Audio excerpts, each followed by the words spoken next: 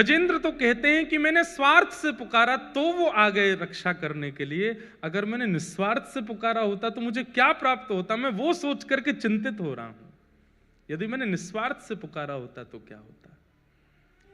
तो वैष्णवों की 3 निष्ठा में सबसे पहली निष्ठा नाम निष्ठा। जब आप नाम उच्चारण करते हैं, आप राम भी अगर कहते हैं तो आपको राम जी का स्मरण होना चाहिए। अब आपको स्मरण कैसे करें? नव कंज लोचन कंज मुख कर कंज पद कंजा। कंज किसे कहते हैं? यह है कंज, कमल।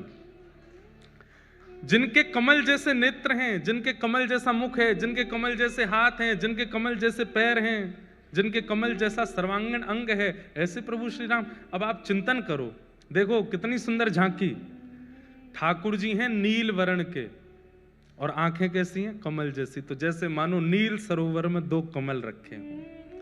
ठाकुर जी के हाथ कैसे हैं? कमल जैसे, मानो नील वर्ण में 2 कमल। यहां चरण कैसे? कमल जैसे। हम लोगों का एक स्वभाव है, संसार के विषय का चिंतन हम बहुत जल्दी कर लेते हैं, लेकिन भक्तिमय चिंतन हमसे बनता नहीं। अभी कोई आपको ऊट पटांग चीजों का चिंतन करावे, विषय भावनाओं का चिंतन करावे, कोई गलत बात मंच से करने लग जाए, तो गंदी बात करने लग जाए, आप 2 मिनट में आपकी सारी इंद्रियां एक्टिव हो जाएंगी उसके लिए। लेकिन भक्ति भाव में लगाना पड़ता है, चिंतन करना पड़ता है, सोचना पड़ता है, चिंता करनी, कैसे बनेगा, कैसे बनेगा, क्यों नहीं बन रहा है? क्योंकि हमारा स्वभाव उस तरफ नहीं है, हमारी चित्तवृत्ति उस तरफ नहीं है। हमारी चित्तवृत्ति काम भोग की ओर है, तो वहां का चिंतन 2 मिनट में, गलत गाने सुन लेते हैं, गलत दृश्य देख लेते हैं, 2 मिनट में सब कुछ करना भी नहीं पड़ता, तो भी हमारी इंद्रियां सब सजग हो जाती हैं। और यहां इतनी कथाएं सुनने के बाद, नाम जप करने के बाद भी ठाकुर जी के प्रति चिंतन नहीं बन पाता। इसलिए प्रयास कीजिए, जब जब नाम उच्चारण करो तब तब या तो नामी का या नामी के धाम का चिंतन करो। जितनी बार नाम उच्चारण हो, वृंदावन का स्मरण हो, ब्रजवासियों का स्मरण हो, रसिकों का स्मरण हो, संतों का स्मरण हो, जितनी बार राम नाम उच्चारण करो। हमारे वृंदावन में एक बाबा रहते थे,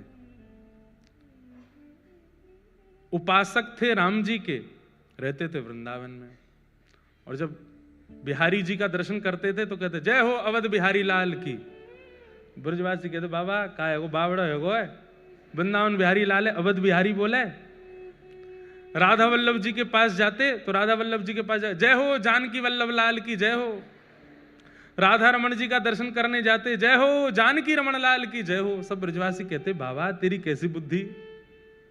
यमुना जी में जाते जय हो सरजू मैया को जल कितना सुंदर है।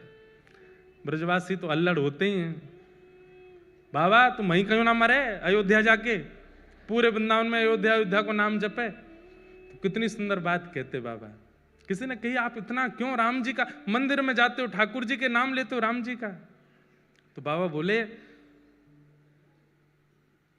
जब, अभी कथा तो बड़ी है पर मैं सूक्ष्म में सुना दूं, जब राम जी लौट करके आए अयोध्या तो शत्रुघ्न लाल जी को उन्होंने मथुरा भेजा था दैत्य वध करने के लिए।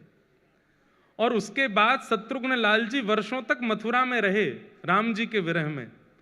तो वो बाबा बोले कि शत्रुघ्न लाल जी यहीं व्रज में विराजते हैं, उनको राम जी की बहुत याद आती है, तो मैं सब जगह राम राम राम राम गा करके उनके हृदय को प्रसन्न करता हूं, उनके हृदय को आनंदित करता हूं। सोचिए लोगों की कितनी ऊंची भावना हो जाती है। हम वृंदावन में जाकर के नहीं कर पाते वो काम जो वो वृंदावन में रहकर अयोध्या का स्मरण कर रहे हैं, अयोध्या जाके वृंदावन का स्मरण कर रहे हैं। क्योंकि हमारा मन उस प्रकार का नहीं है। मन में विषय भोग और विषय वार्ताएं इतनी ज्यादा हमने श्रवण कर रखी हैं कि मन को उतनी जल्दी उस भाव का स्मरण नहीं होता। अभी नाम ले लें बड़ा पाव, तो कितनों के जीव में तुरंत स्वाद भी आ जाएगा, चिंतन भी आ जाएगा, उसका रस भी आ जाएगा और दुकान भी दिख जाएगी, वो वाली दुकान सबसे अच्छी, वहां मिलता है बढ़िया वाला, उसमें चटनी भी अच्छी मिलती है, ये भी बढ़िया मिलता है। अभी हम नाम ले लें भांडीरवन, तो गए भी होंगे तो भी याद नहीं आ रहा होगा कि भांडीर वन में क्या था, कैसा था, स्वरूप क्या था, अयोध्या कैसा था, क्या था। इतना जल्दी, इतनी इतनी इतनी उत्सुकता से याद नहीं आता, क्योंकि हमारी चित्तवृत्ति वहां नहीं है। तो वैष्णव की पहली निष्ठा नाम निष्ठा। नाम जपिए, पर नाम के साथ साथ धाम का या नामी का या धाम के वैष्णवों का चिंतन किया कीजिए, तब नाम सार्थक है। आप विश्वास मानिए 2 लाख नाम जप लीजिए, लेकिन 2 नाम जप लीजिए हमारी कही रीति से, वो 2 नाम 2 लाख पे भारी है। वैष्णव चिंतन के साथ, धाम के चिंतन के साथ। दूसरी निष्ठा है वैष्णवों की, पहली निष्ठा नाम निष्ठा, दूसरी निष्ठा एकादशी निष्ठा। एकादशी भार नहीं लगना चाहिए, एकादशी उत्साह के साथ होना चाहिए। अच्छा, भगवत संबंधी किसी भी कार्य में भार नहीं लगना चाहिए। सुबह सुबह कई लोग 2-2 घंटे पूजा करते हैं अपने घर में, और 2 घंटे पूजा करने के बाद जब निकलते हैं तो आकर के अल्लाह भाई चाय दो, थक गए हम। आप अगर पूजा करके थके हो तो आप सेवा नहीं करके आए, आप श्रम करके आए हो। प्रेम के कार्य में श्रम नहीं होता। कोई अपने प्रेमी से मिलकर के ये थोड़ी कहता थक गया आज तो, अरे वो और उत्सुक हो जाता है, वो और चार्ज्ड हो जाता है। कथा सुनने के बाद में कोई जाते ही बिस्तर पे पड़ जाता, थक गए आज तो कथा सुन के, 3 घंटा बैठे वहां पे। तो आपने कथा, ये आपकी चित्तवृत्ति बता रहा है, आपकी स्थिति बता रहा है कि कैसी है आपकी चित्त की स्थिति।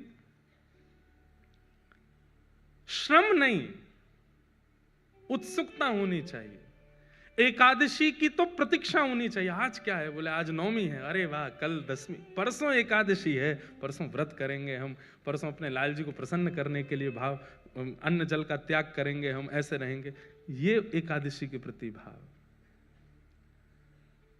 और एकादशी कर रहे हैं और घर में जिनकी एकादशी नहीं है वो रोटी खा रहे हैं, हमें मत दिखाओ।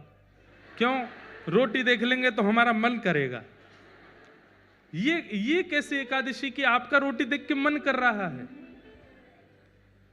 नहीं, व्रत उत्साह से होना चाहिए। माताएं बहनें हमारी कौन सा होता है, करवा चौथ का व्रत करती हैं, अब तो हमें याद रखना चाहिए।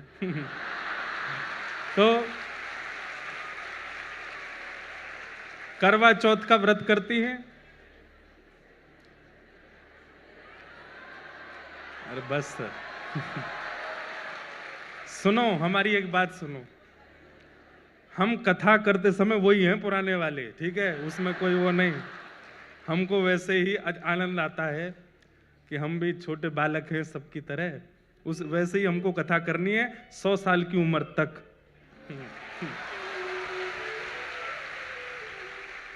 तो सुनो, बात तो सुनो पूरी। अब माताएं बहनें व्रत करती हैं, अब उस व्रत में कई माताएं बहनें जो हैं वो तड़प सी रही होती हैं कि कब निकलेगा चंद्रमा, कब निकलेगा। उस दिन जैसी चंद्रमा की आराधना, कभी कई जगहों पे बादल आ जाते। इस बार हम करवा चौथ वाले दिन बद्रीनाथ में थे, तो वहां पे 2-4 माताएं थी, वो भी बोले महाराज जी बादल आ गए। वहां तो बादल क्या, पहाड़ आ गए, पहाड़ के पीछे चंद्रमा है। तो बेचारे वीडियो कॉल करके जहां चंद्रमा दिख रहा, बोले हमको वहीं से दिखाओ। व्रत का मतलब, अब वहां व्रत का जो भाव है वो नष्ट हो रहा है कि आप तोड़ना चाह रहे हो। व्रत का मतलब क्या होता है? व्रत एक प्रकार का संकल्प है। आपने अपने प्रियतम के लिए, अपने प्रिय के लिए आज अन्न जल का त्याग किया है, उसमें उत्साह नहीं है तो वो व्रत श्रेष्ठ नहीं। एकादशी वैष्णवों की करवा चौथ है, हर महीने आती है। जितने तिलकधारी, जितने कृष्ण प्रेमी, जितने वैष्णव हैं, उन सबकी करवा चौथ है एकादशी। और करवा चौथ सौभाग्य से रखती है माताएं अपने पति की दीर्घायु के लिए। ऐसे ही वैष्णव जन अपने लाल जी के, अपने प्रिया प्रियतम के सुख के लिए, कि वो राजी रहें। देखो होता क्या है, अन्न नहीं खाते ना जब हम, तो हमारी 1 दिन की आयु बढ़ती है। व्रत 2 ही होते हैं, अन्न व्रत और मौन व्रत। ये 2 ही हमारी जीवन को घटाते हैं। जितना अन्न खाओगे उतनी जल्दी आपका जीवन कम होगा, जितना बोलोगे उतनी जल्दी आपका जीवन घटेगा। इसलिए कम बोलो, कम खाओ, जीवन बढ़ेगा। इसलिए ये 2 व्रत बताए हमारे शास्त्रों में, विषय हैं तो बहुत सारे, पर ये विशेष हैं, अन्न व्रत और मौन व्रत। तो व्रत करने से क्या होता है, आपकी आयु एक दिन की बढ़ जाती है। एक दिन आपने अन्न नहीं खाया तो एक दिन की आयु आपकी बढ़ गई। वैष्णव क्या करते हैं, ठाकुर जी हमने अपना जीवन आपको दे दिया, हमने अपना सर्वस्व आपको दे दिया, हमने अपना समय आपको दे दिया, पर हम जो भी कुछ देते हैं आपको, उसमें हमें कोई प्रमाणिकता नहीं कि आपको मिला कि नहीं, पर आज हम अन्न छोड़ करके जो एक दिन की आयु हमारी बढ़ी है वो भी हम आपको प्रदान करते हैं, आपके चरणों में अर्पित करते हैं, ये आप स्वीकार करो। हमारा 80 वर्ष का जीवन है, 90 वर्ष का जीवन है, 60 वर्ष का जीवन, पता नहीं, पर उस 60 वर्ष के 80 वर्ष के जीवन में हम जितने दिन एकादशी करते हैं उत्साह से, उतने दिन ठाकुर जी के पास पक्के रूप से हमको जाने को मिलेगा ही मिलेगा। उतने दिन तो ठाकुर जी अपने निकुंज में रखेंगे ही रखेंगे। इसलिए वैष्णवों की दूसरी निष्ठा क्या है, एकादशी निष्ठा, और वैष्णवों की तीसरी निष्ठा का नाम है तुलसी निष्ठा। आज तुलसी दिवस है, पूरा विश्व अलग दिवस बना रहा है, पर हम वैष्णवों के लिए आज तुलसी दिवस है। बंधुओं, प्रत्यक्ष रूप से मैंने पहले भी कथा में कहा, भाई लोगों को ठाकुर जी की सेवा बड़ी निपुणता से करनी चाहिए, पर ठाकुर जी की सेवा में, शालिग्राम जी की सेवा में भी कई बार माताओं को निषेध बताया गया, और भी कई भावों में। माताओं के लिए तो तुलसी सेवा, तुलसी की सेवा करो। जिस घर में तुलसी जी हरी भरी रहती हैं, जिस घर की तुलसी जी देख करके बस आनंद आ जाए, घनी तुलसी घर के द्वार पर लगी हैं, उस घर में कभी यमराज नहीं आते, उस घर के किसी भी व्यक्ति को यमलोक नहीं जाना पड़ता। सबसे पहला प्रमाण तो यही है।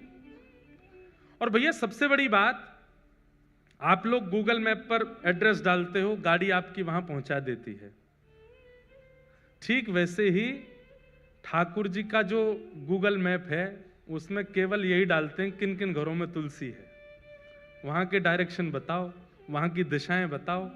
तो जिस घर में तुलसी, उसी घर में ठाकुर जी का आगमन होता है, उसी घर में वैष्णवों का। हनुमान जी गए लंका, और लंका में जाकर के जब पूरा लंका का दर्शन कर, तभी उन्होंने देखा एक तुलसी का वन। यहां कहां सज्जन कर वासा, ये लंका निश्चरों की भूमि, यहां पे सज्जन कौन रहता, बताइए। तुलसी से ये प्रमाण मिल गया कि कोई सज्जन है।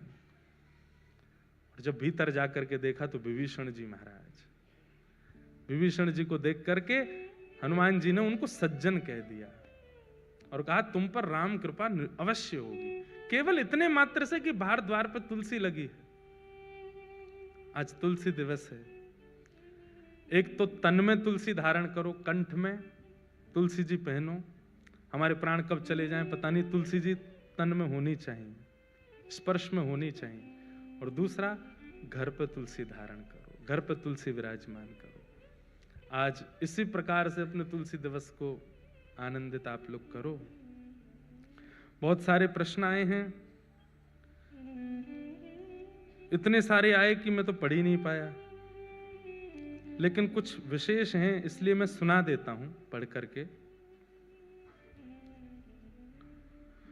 महाराज जी, श्री कृष्ण जब साथ में होते हैं परिवार के साथ, और वहां वैष्णव के प्रति बुराई हो रही हो, दोष देख रहे हो, और हमें ना चाहते हुए भी वो सुनना पड़े, हम जानते हैं कि वो अपराध है, मतलब घर के लोग किसी वैष्णव का बुराई कर रहे हैं, चॉइस ना हो, तब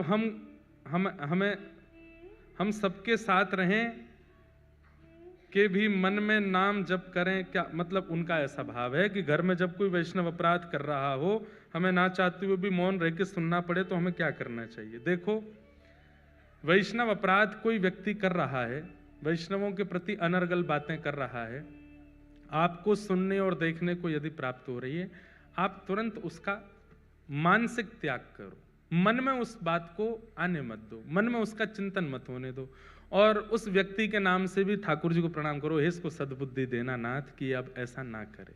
बस यही आप कर सकते हैं। लड़िएगा मत, विवाद मत करिएगा, विवाद वैष्णव का स्वरूप नहीं है। बंधुओं, कलिकाल जितना आगे बढ़ेगा उतना ज्यादा व्यासपीठ को, उतना ज्यादा संत समाज को, उतना ज्यादा वैष्णवों को खतरा बढ़ता ही जाएगा। लोग बाग दुनिया भर के प्रलाप करके कैसे भी करके चाहते हैं कि इतने वैष्णवों को कथा नहीं सुननी चाहिए, इतने लोग क्यों सुन रहे हैं, इतनी भक्ति क्यों बढ़ रही है लोगों में, इतने कृष्ण भक्त क्यों हो रहे हैं। तो कहीं ना कहीं कलयुग प्रलाप करवाता है लोगों से।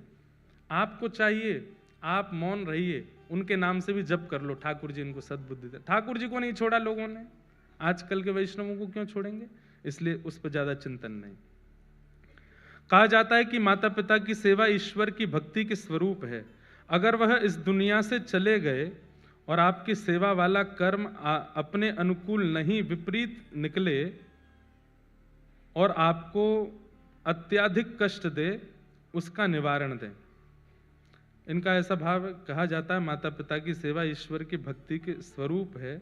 अगर वह इस दुनिया से चले गए और आपके सेवा वाला कर्म आपके अनुकूल नहीं विपरीत निकले तो आपको अत्यधिक कष्ट दे, उसका निवारण दें। यदि आपके अपने ही आपको सबसे ज्यादा कष्ट दें और आपको जीना भी दुर्बल कर दें तो इसके प्रति क्या करना चाहिए।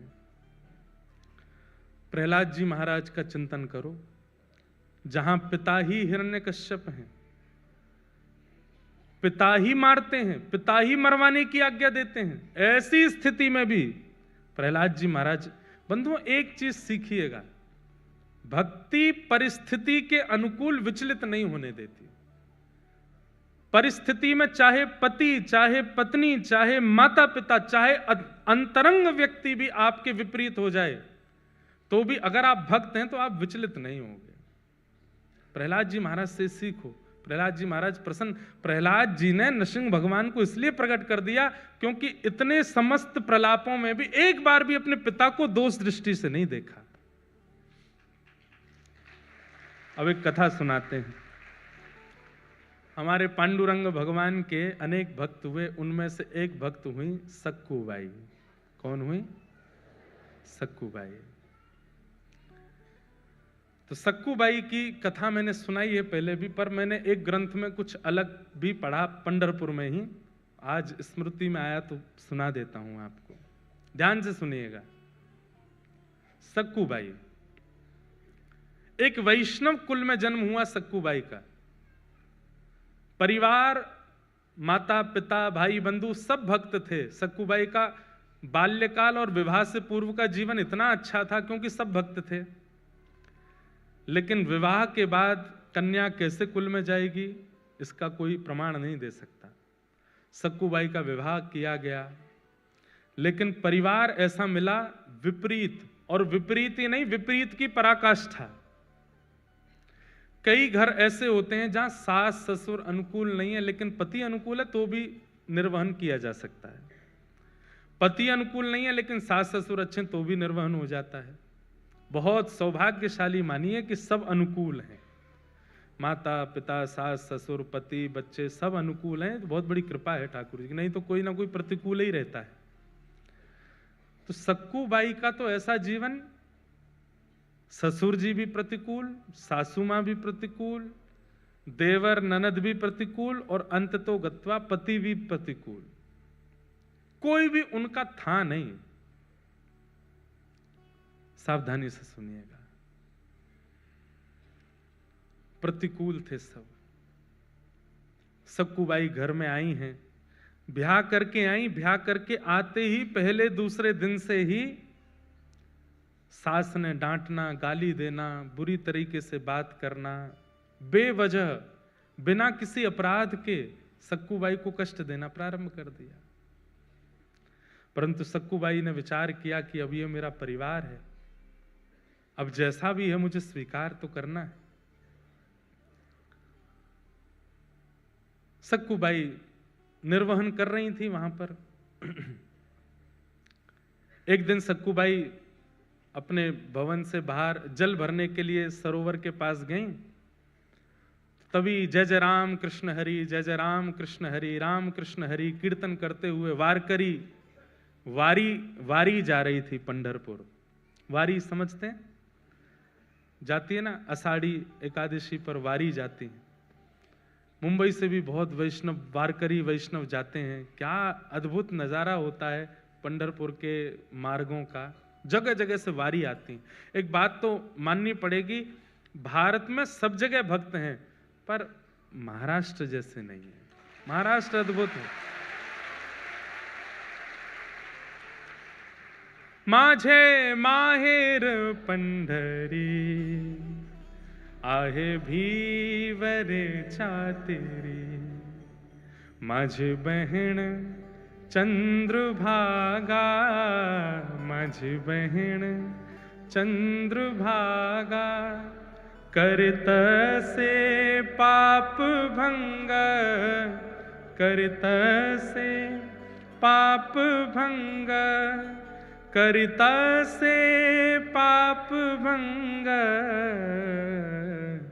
ओ माझे माहिर पंढरी, आहे भीवरे छातेरी,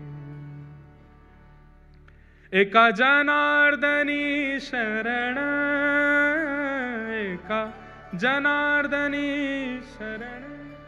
ये महाराष्ट्र की कृपा है, हम आते रहते हैं तो हमको मराठी अभंग 2-3 याद हो गए हैं, थोड़े थोड़े आते हैं। पहले तो गलती भी होती थी, अब वो भी नहीं होती, अब तो ऐसे याद हो गए हैं, गा देते हैं। तो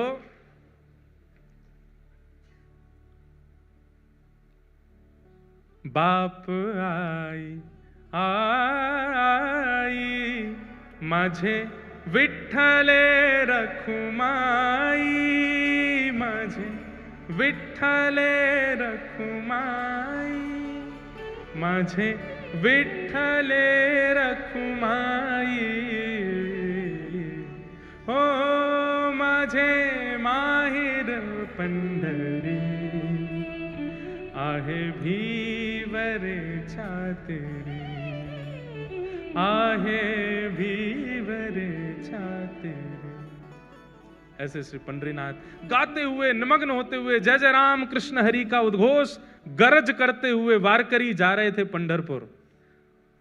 और बंधुओं, जब अत्यंत वैष्णव व्यक्ति नाम धुन सुन लेता है ना, तो वो रोक नहीं पाता स्वयं को। जैसे व्यसनी व्यक्ति को व्यसन की वस्तु दिख जाए तो उसकी जीभ में पानी आता, वो भागता है उस व्यसन वस्तु की ओर। ऐसे ही भक्त जो होते हैं नाम के व्यसनी होते हैं, कथा के व्यसनी होते हैं। कथा के व्यसनी हैं आप सब लोग। आज मुझे बता रहे, बोले महाराज जी योगी सभागृह की गिरिराज जी जैसी परिक्रमा लग रही है, यों लाइन, ऐसे लाइन, इतनी लंबी लाइन, उधर से लाइन। मेरे को लाके वीडियो दिखाया, मैं खुद, मैंने कि यार ऐसी वाली फीलिंग आ जाती कि हम कुछ हैं क्या। इतने लोग, लेकिन भगवान करे ये भाव कभी आवे ही नहीं, और आप ऐसे ही लंबी लंबी लाइन लगा के आते रहो, कथा सुनते रहो, जहां जगह मिले बैठ जाओ, बस सुनो। तो क्या बता रहा था मैं? तो व्यसनी होते हैं वैष्णव, कथा सुनने के व्यसनी होते हैं, नाम सुनने के व्यसनी होते हैं। सक्कूबाई तो स्वयं को रोक नहीं पाई, उठ करके नृत्य करना चाहती थी, लेकिन अड़ोस पड़ोस की माताएं भी थी साथ में, तो रुक गई, बस देखती रही। नेत्रों से अश्रु गिर रहे हैं, मुख पर प्रसन्नता है, मनी मन नृत्य कर रही है, कुछ नहीं कर सकती। जैसे ही वे वारकरी वारी लेकर के पंढरपुर की ओर बढ़े, उनकी रज उठा करके अपने माथे से लगाने लगी। आपको प्रणाम करती हूँ, वंदन करती हूँ कि आप लोग पंढरपुर जा रहे हैं, कितने भाग्यशाली हैं आप लोग। मैं तो नहीं जा सकती, मेरे ऊपर तो कृपा नहीं। और इतनी ज्यादा भावुक हो गई कि रोने लगी सक्कूबाई। तभी एक वहां बहन बैठी थी पास में, उसने कहा तू क्यों रोती है, क्या बात है? मुझे पता है तेरे घर से आवाजें आती हैं, तुझे मारते हैं पीटते हैं तेरे घर के सब लोग, मैंने देखा है, बहुत बहुत विचलित हैं, बहुत विचित्र हैं। सब लोग इधर देखो, ध्यान से सुनो, क्या बात है? बोले कुछ नहीं, बस पंढरपुर जाने का मन हो रहा है, पंढरीनाथ विठोबा को देखने का मन हो रहा है। इन सबको देख के इनकी भाग्य की सराहना कर रही हूं कि कितने भाग्यशाली, जाएंगे पंढरपुर में, दर्शन करेंगे, कीर्तन करेंगे, गरज करेंगे, प्रसाद पाएंगे। मैं कहां, यहीं पिटती रहूंगी घर में, कुछ नहीं कर सकती।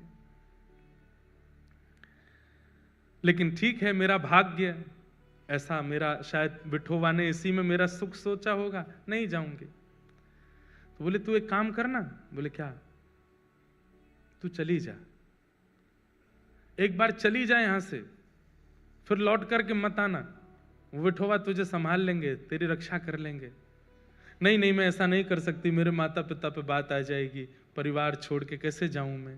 बोले तू जाना, कब तक विचार करती रहेगी, ये तो ऐसे ही करते रहेंगे तेरे साथ। आज वारी मिल गई है, इसके सारे चली जाएगी, कल को वारी नहीं मिलेगी, कल को कोई वैष्णव जाते हुए नहीं दिखेंगे, कैसे जाएगी? अभी तो इनके बीच तू पहुंच जाएगी पंढरपुर, चली जा। मन में ऐसी स्थिति बनी, जाऊं नहीं जाऊं, जाऊं नहीं जाऊं। अंत तो गत्वा सक्कूबाई सब छोड़ छाड़ करके दौड़ पड़ी और वारी में जाकर के निकल पड़ी पंढरपुर की ओर। परंतु ऐसा है ना कि कई लोग तो आपकी भक्ति में सहायक होते हैं, और कई लोग जो होते हैं उनको ये लगता है ये क्यों कर रहा है भक्ति, इसकी तो शिकायत होनी चाहिए।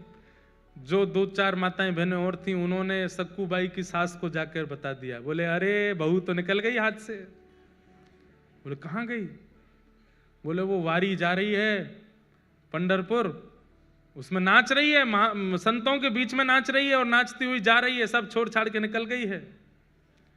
तुरंत अपने पुत्र को बुलाया, पति को बुलाया, अरे सक्कूबाई चली गई, उसको पकड़ के लाना है। डंडे लेकर के बड़े बड़े पहुंचे, वारी ज्यादा दूर नहीं जा पाई थी, वहीं सक्कूबाई के केस पकड़ लिए, लेकर के आए वापस। सक्कूबाई के तो अभी भी वही कीर्तन चल रहा था मुखमंडल पर, जय जय राम कृष्ण हरि, जय जय राम कृष्ण हरि। परिवार के लोगों ने लाकर के सक्कूबाई को एक खंबे से बांध दिया और बांध करके एक एक करके सक्कूबाई पर प्रहार करने लगे। नेत्रों में अश्रु भराए, आज रोने लगी फूट फूट करके। ए विठोबा, क्या मैं इतनी बड़ी अपराधी हूं? क्या मैंने इतना प्रारब्ध मेरा गलत है, इतना मैंने जीवन में दोष है जो मैं पंढरपुर नहीं जा सकती, मैं वारी में नहीं जा सकती, मैं कीर्तन नहीं कर सकती? इतना कष्ट, संकट, विपत्ति ये सब मुझको प्राप्त होते हैं, क्या मैं इतनी बड़ी दोषी हूं? और बंधुओं, जब ऐसी परिस्थितियां जाती नहीं है ना, बार बार आती रहती हैं, आती रहती हैं, आती रहती हैं, तो भाई सहना तो भक्त को आता है, पर एक समय ऐसा आता है कि भक्त सहते हुए ठाकुर जी को ही सुना देता है। बोले अब तो बस करो नाथ, आपने जो कुछ दिया मैंने सब स्वीकार किया, पर मैं भी तो एक स्थिति में, कौन सा आपसे वैभव संपत्ति मांग रही हूं, आपका दर्शन ही तो मांग रही हूं। जब ऐसा कह करके सक्कूबाई रोने लगी, परिवार के लोग मारते हुए थक गए, चले गए अंदर। सक्कूबाई खड़ी है, सास ने कह दिया अब इसको ना भोजन मिलेगा ना पानी मिलेगा, यहीं खड़ी रहेगी और सुबह से शाम तक जब जब हम निकलेंगे तब तक मारेंगे इसको। देखूं तो सही कैसे जाती है, दोबारा कभी इसके हृदय में इच्छा, इसकी आत्मा घबराए कीर्तन सुन करके, इतना मारना है इसको। सक्कूबाई भूखी प्यासी खड़ी हैं और रो रही है, विठोबा विठ्ठल विठ्ठला, विठ्ठल विठ्ठला, विठ्ठल विठ्ठल विठ्ठल विठ्ठल विठ्ठल विठ्ठला, विठ्ठल विठ्ठला, विठ्ठल विठ्ठला, विठ्ठल विठ्ठल विठ्ठल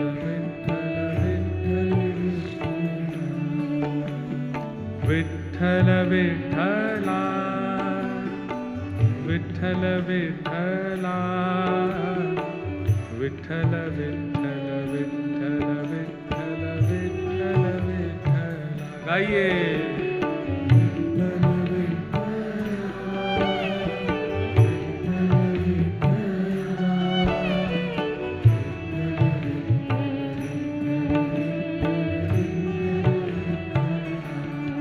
सक्कूबाई गा रही है, और इतने में ही एक गांव की ही जो जैसे नवारी साड़ी पहनते हैं ना यहाँ महाराष्ट्र में, लांग लगा करके माताएं ऐसे तैयार होती हैं, गजरा वजरा पहन करके, बिल्कुल ऐसी नवारी साड़ी पहन करके सांवली सी एक सखी, स्वयं पंडरीनाथ भगवान एक सखी बन करके आए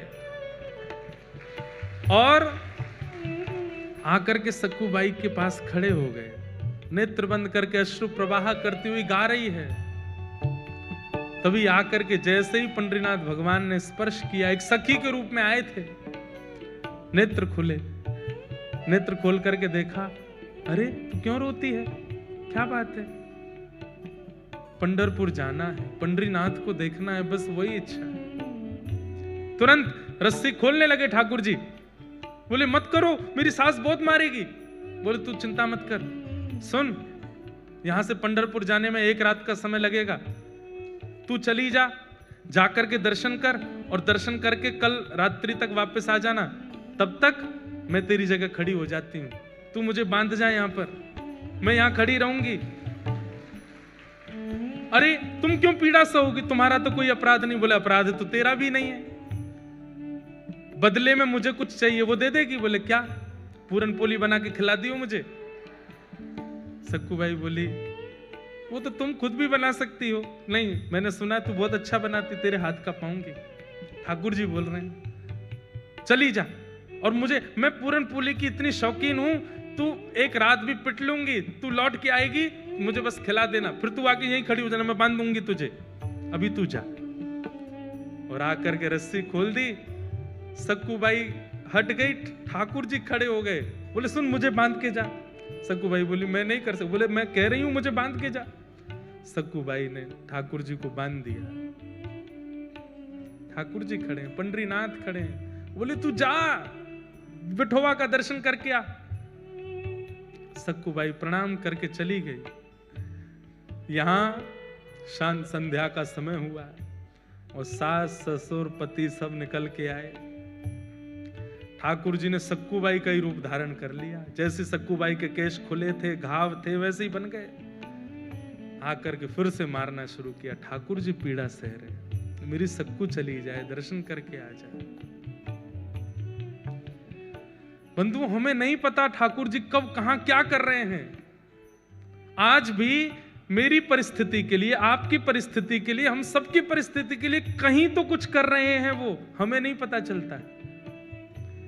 कथा सुनना इतने भयंकर कलिकाल में, माया नगरी मुंबई में आसान है। यहां समय भी रोकता है, यहां परिस्थिति भी रोकती है, यहां के लोग भी रोकते हैं कथा सुनने से, फिर भी आप आ रहे हैं। ये विट्ठल कर रहे हैं तभी आप आ रहे हैं।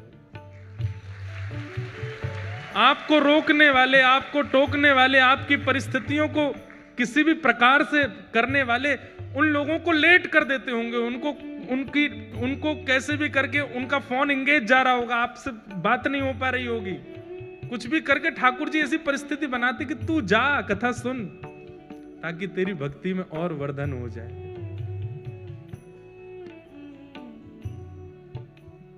पति मार रहा है, सास ससुर मार रहे हैं, ठाकुर जी पिट रहे हैं खड़े होकर के। बोले मेरे भक्त को जो कष्ट मिला वो मैं भी तो सहूं। अनुब्रजाम में हम नित्यम पूये ये तन्य रेणु भी। ठाकुर जी कहते हैं मैं नित्य अपने भक्तों के पीछे पीछे घूमता हूं। मेरे भक्त का कोई अपराध करता है तो वो इस बात को निश्चित रखे वो अपराध मेरा भी हो रहा है। मेरे भक्त के मुख पर तुम गाली दे रहे हो तो मेरे सामने खड़े होकर के गाली देने में तुमको जैसा लगेगा वैसा ही हो रहा है, तुम मुझे ही गालियां दे रहे हो। सक्कूबाई तो पहुंच गई पंढरपुर, यहां ठाकुर जी पीड़ा सह रहे हैं। सुबह का समय हुआ, रात निकल गई, ठाकुर जी खड़े रहे भूखे प्यासे। पति आता था रोज रस्सी देखने के लिए, ढीली तो नहीं हो गई। और जैसे ही सक्कूबाई की रस्सी पेट के पास से पकड़ करके देखी ढीली तो नहीं है, जैसे ही हाथ लगाया तो ठाकुर जी के अंग का स्पर्श जैसे ही पति को हुआ, उसके चित्त में दया का संचार होने लगा, दया की भावना आने लगी। बंधुओं, जब कभी भी इस संसार में दुनिया निर्दयी हो गई हो लेकिन आपके चित्त में तब भी दया आई हो, तो ये बात याद रखना, ठाकुर जी ने छुआ है आपको, इसीलिए दया आ रही है, इसीलिए प्रेम आ रहा है। ये दया की भावना, ये प्रेम की भावना, ये सरल स्वभावना, ये आपका नहीं है। आप सब तो राक्षस हैं। हमारे अंदर ये सहज स्वभाव का प्रादुर्भाव ठाकुर जी के स्पर्श से होता है। जब जब दया आवे, जब जब किसी के ऊपर करुणा आवे, किसी के ऊपर दया आवे, किसी की सरलता, किसी के प्रति दीन भाव आवे, समझना ठाकुर जी ने छुआ है। सक्कूबाई के पति ने जैसे ही छुआ तो दया आ गई। कितनी दया आई? भूखी है, 2 दिन से कुछ खाया नहीं तूने, चल अभी मां पिता को आने में देर है, तब तक मैं रस्सी खोल देता हूं, कुछ खा ले, खुद बना के खा ले। रस्सी खोल दी, और सुन मेरे लिए भी बना देना। थोड़ी दया ही आई है, ज्यादा थोड़ी आई है, थोड़ी सी दया आई है। आहा, आप ये मत सोचिए कि वो कितना निर्दयी है, ये सोचिए कि एक सक्कूबाई के कारण ठाकुर जी कितनों भक्तों के हाथ का बना हुआ प्रसाद ठाकुर जी पाते हैं। ठाकुर जी के हाथ का बना हुआ प्रसाद ये दुष्ट निशाचर पाने जा रहे हैं सक्कूबाई के कारण। ठाकुर जी आटा लेकर के आए हैं और जो जो सामग्री होती है पूरन पोली में सब ठाकुर जी व्यवस्थित कर रहे हैं। अपने हाथ से आटा मार रहे हैं, उसके अंदर वो जो मीठा मीठा सामग्री होते है उसको धर रहे हैं, बेल रहे हैं अपने हाथ से, कोमल हाथों से। ठाकुर जी ऊपर वैकुंठ में बैठी लक्ष्मी रो रही है ठाकुर जी को देख के। ये कैसा सौभाग्य, एक भक्त के लिए ठाकुर जी कितना करते हैं। अभी बंधुओं जनाबाई का प्रसंग नहीं आया, नहीं तो नेत्रों के अश्रु रुकेंगे नहीं। ये पंडरीनाथ भगवान की ऐसी ऐसी लीलाएं हैं कि मैं क्या सुनाऊं आपको। अपने हाथ से पूरन पोली बना रहे हैं और कहां परमात्मा सबसे पहले आरोगते हैं, लेकिन आज भक्त के परिवारियों को पवा रहे हैं, उसके पति को पवा रहे हैं, उसकी माता बहन को पवा रहे हैं, उसके सास ससुर को पवा रहे हैं। उसके बाद पति कहता है तू भी पाले। अंत में ठाकुर जी स्वयं पार, आधा कोर पाया, पूरा पा भी नहीं पाए। किसी ने पूछा ठाकुर जी आप क्यों नहीं पा रहे हो? अपने हाथ का बनाया आज तक नहीं पाया, सदा भक्तों के हाथ का ही पाया है, स्वाद नहीं आ रहा है।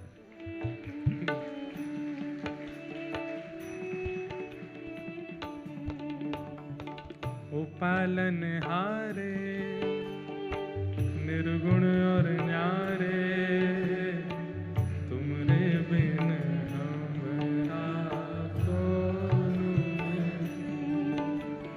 ओ पालनहारे निर्गुण और न्यारे, तुमरे बिन हमरा कौन।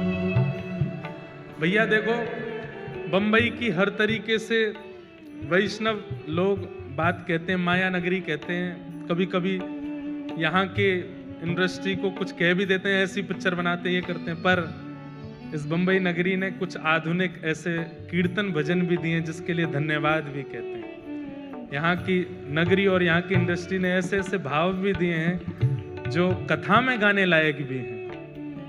हमरी उलझन सुलझाओ भगवन, तुमरे बिन हमरा कौन नहीं।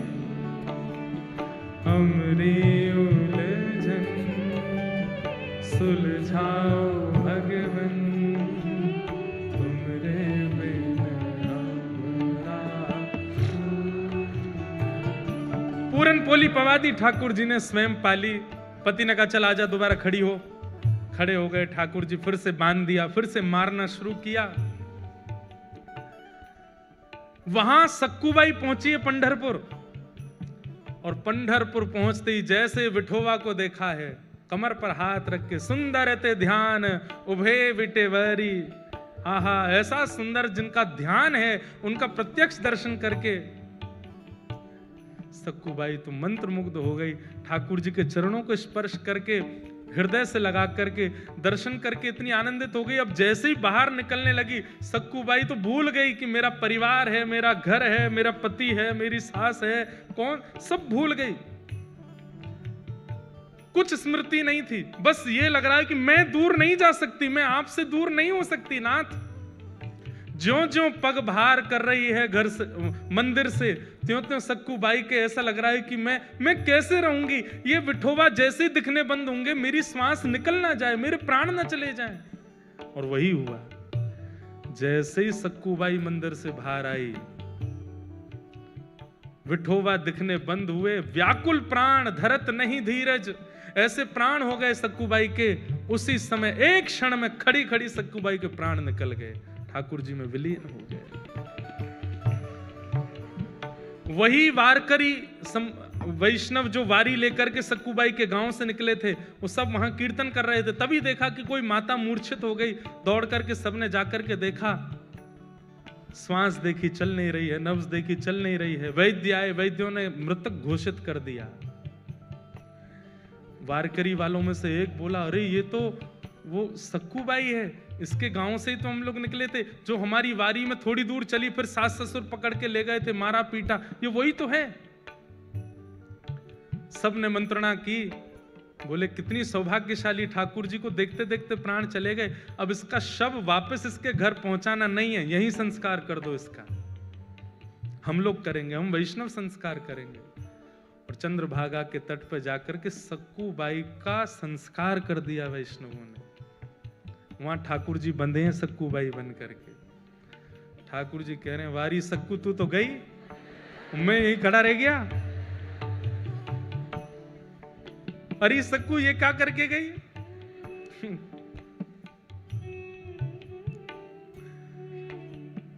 तब रुक्मणी जी को चिंता हुई कि सक्कू तो वैकुंठ पहुंच गई, ठाकुर जी वहां सक्कू बने खड़े हैं।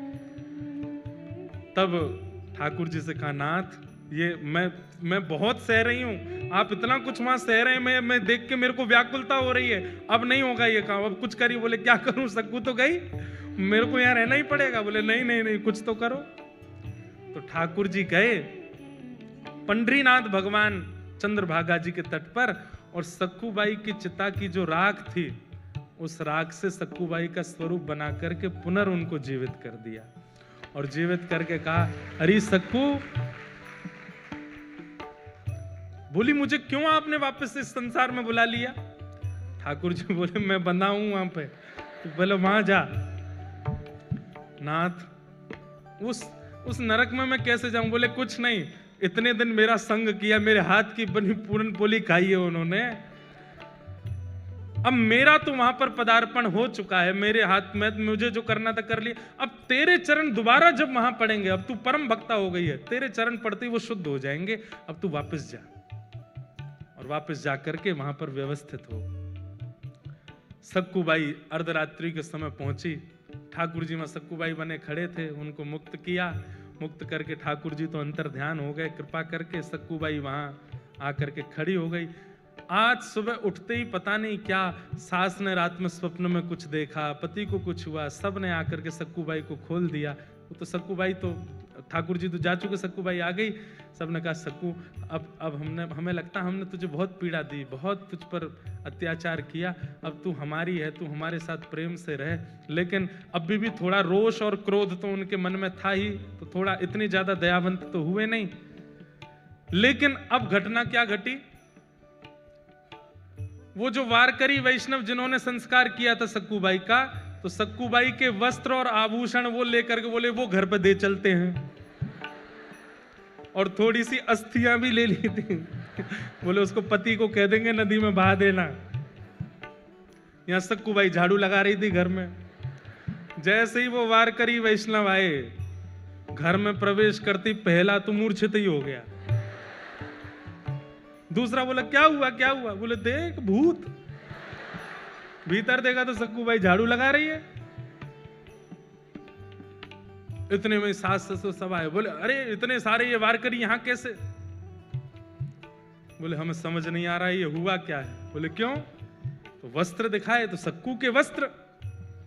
वही वस्त्र, वही आभूषण, वो जो पहनती थी वो सब कुछ था। और बोले ये क्या है? बोले मटके में अस्थियां हैं। बोले किसकी? बोले इनकी।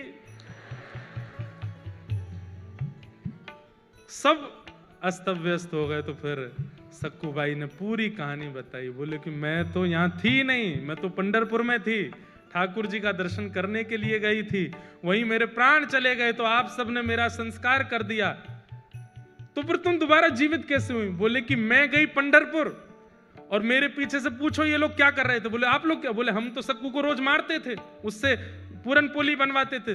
बोले सक्कू तो पंढरपुर में थी, तो यहाँ किसको मार रहे थे? तब सक्कूबाई के नेत्र सजल हो गए। बोले पंडरीनाथ खड़े थे यहाँ पर, वही कर रहे थे सब। ये सुनते ही परिवार के लोग तो घुटनों पर बैठ गए, रोने लगे। बोले हमने ठाकुर जी को मारा, हमने ठाकुर जी से पूरन पोली बनवाई, हमने ठाकुर जी से सेवा करवाई। सब देख करके आश्चर्यचकित हो गए। बोले अब क्या करें? बोले बस अब सब छोड़ो, जिन्होंने हमारे लिए इतना कुछ किया, अब उन्हीं के नगर में चलो। और सब छोड़ करके श्री सक्कूबाई अपने पूरे परिवार के सहित पंढरपुर चली गई और श्री पंडरीनाथ भगवान के चरणों में विराजमान होकर के अपना शेष जीवन वहीं व्यतीत कर दिया।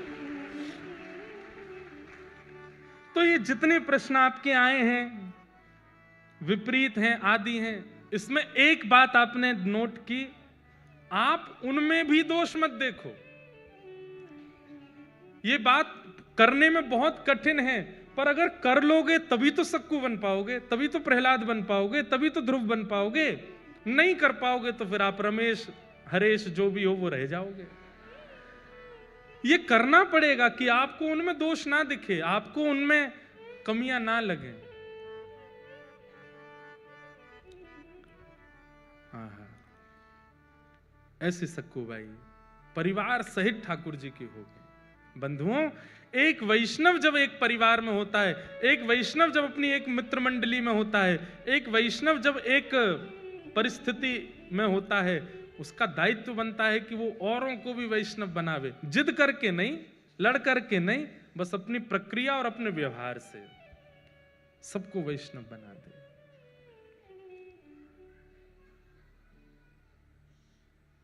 अब गाओ।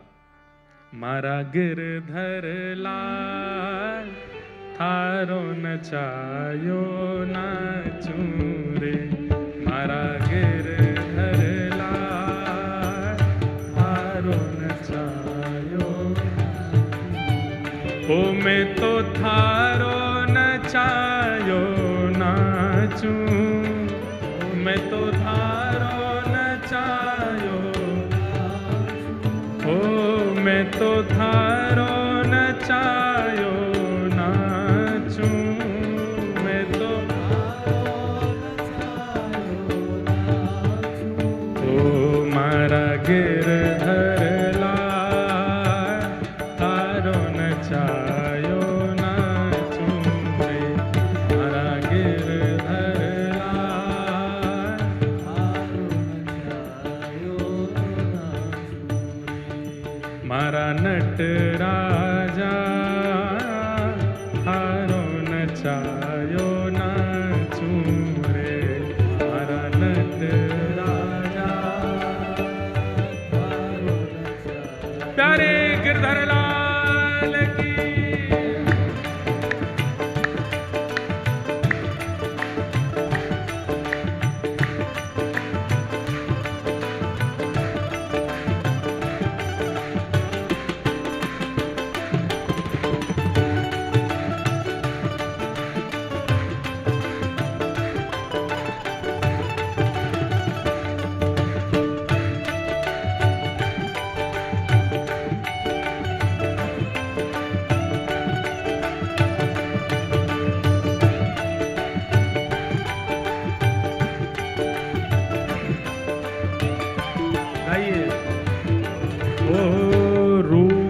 सूखा जो कछु देवे, थारे ही भोग लगाऊं।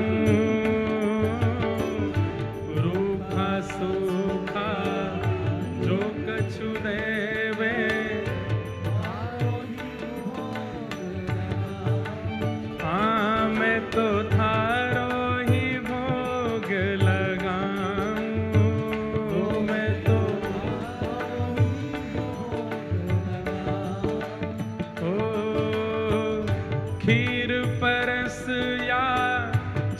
छाछ राबड़ी खीर परसया, हो खीर परसया छाछ राबड़ी खीर परसया, मैं सबई प्रेम से पाऊँ हाँ पाऊँ। मारा गिरधर लाल तारो नचायो नाचूं रे, मारा गिरधर लाल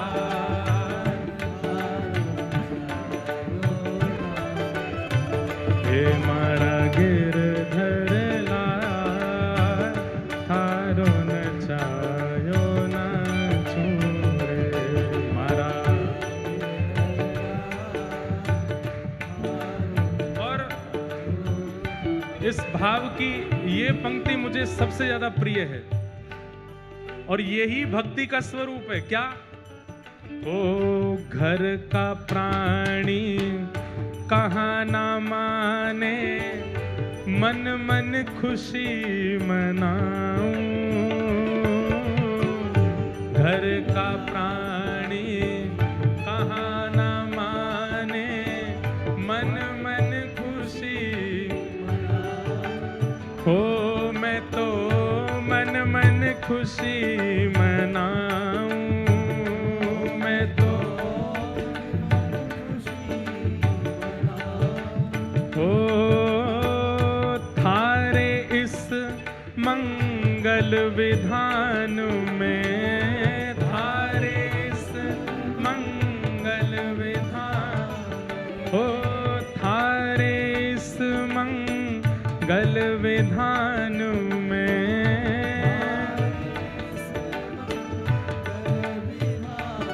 मैं काहे टांग अड़ाऊं अड़ाऊं, मारा गिरधर लाल थारो नचायो नाचूं रे, मारा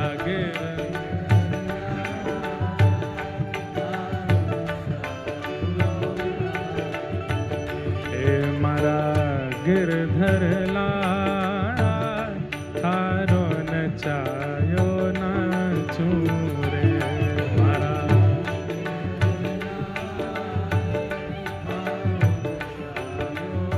और ओ जो तू ठोकर मार गिरावे, लकड़ी जो गिर जाऊं।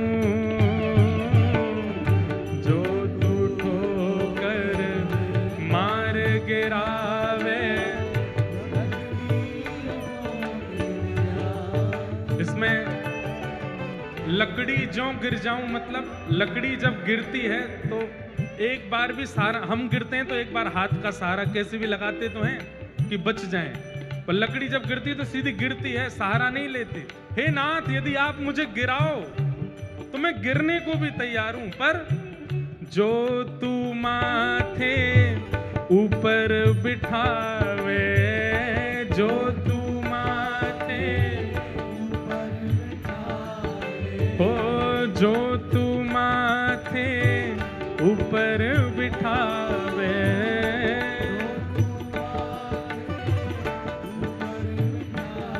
मैं तो भी ना शर्माऊं हम, मारा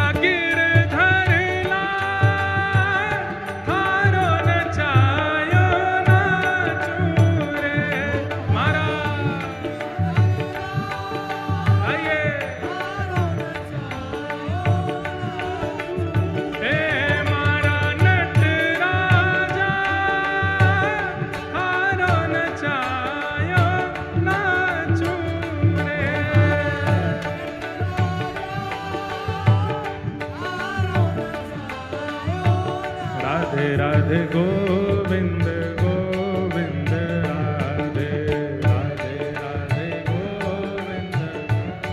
ऊपर वाले भी गाओ, राधे राधे गोविंद गोविंद राधे।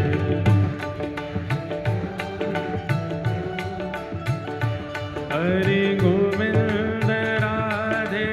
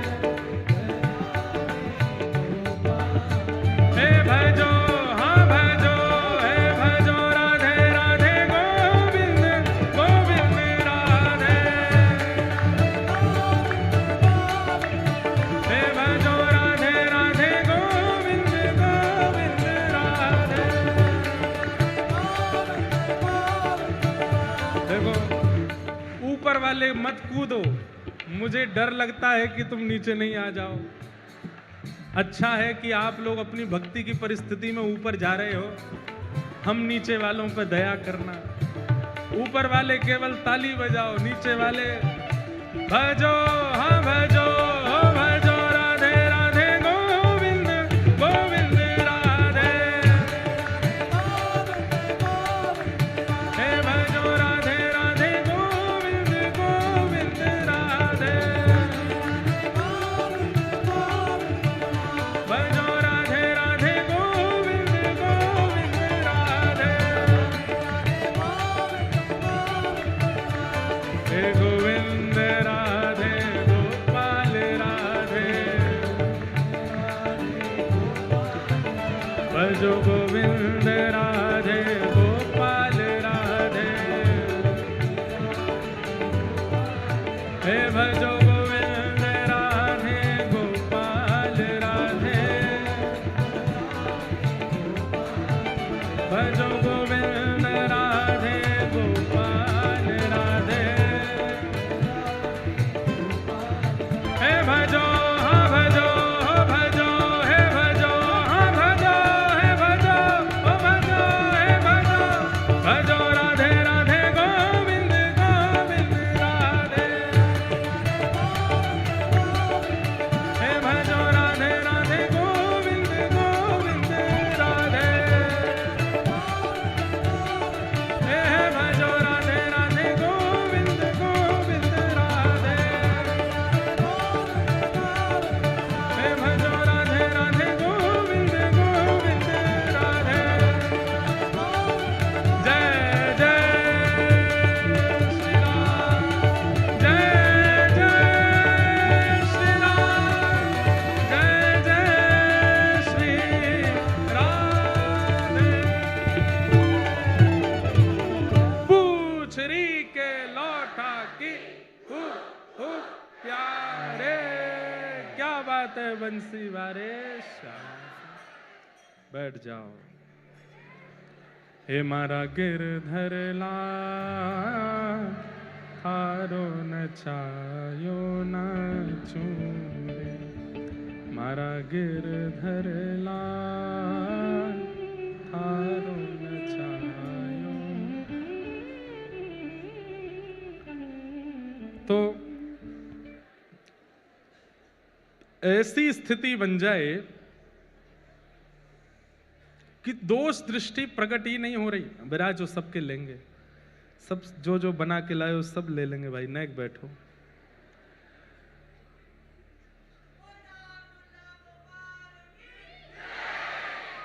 यम प्रव्रजन्तमनुपेतुमपेत कृत्यम, द्वैपायनो विरह कातरया जुहाव, पुत्रेति तन्मयतया तरवोऽभिनेदु, तं सर्वभूत हृदयं मुनिमानतोऽस्मि। कल हम लोगों ने भागवत जी का मंगलाचरण सुना। तत्पश्चात 88,000 सौनकादि ऋषि बैठे हैं और सूत जी महाराज से उन्होंने 6 प्रश्न किए हैं। और ये 6 प्रश्न कौन कौन से हैं, ध्यान से सुनना। किम श्रेय शास्त्र सारः का स्वावतार प्रयोजनम, किम कर्म के अवतारश्च धर्मः कम शरणं गतः। सबसे पहला कि भगवान के अवतार का श्रेय माने क्रेडिट किसको जाता है। भक्तों के लिए आते हैं ठाकुर जी, राक्षसों के लिए आते हैं, किसके लिए आते हैं, किम श्रेय। फिर हमारे हिंदू वैदिक सनातन धर्म में इतने सारे शास्त्र हैं, इनका सार क्या है। दूसरा प्रश्न, स्व अवतार प्रयोजनम, भगवान के अवतार का प्रयोजन क्या है। ठाकुर जी धर्म संस्थापनार्थाय संभवामि युगे युगे, धर्म की स्थापना करने आते हैं, परंतु कई विषय और कई लीलाओं से कई लोगों के मन में प्रश्न चिन्ह प्रकट हो जाता है। तो इसका स्पष्टीकरण करें कि भगवान के अवतार का प्रयोजन क्या है। किम कर्म, भगवान के कर्म क्या हैं। के अवतारश्च, भगवान के अवतार कितने हैं। और अंतिम प्रश्न धर्मः कम शरणम गतः। इन्हीं 6 प्रश्नों में अब कथा चलेगी। ये 6 प्रश्न मूल आधार हैं, इन्हीं के उत्तरों में ही पूरी कथा का क्रम चलेगा। भगवान के अवतार का श्रेय किसको जाता है? तो वाल्मीकि रामायण में एक प्रसंग आता है कि जब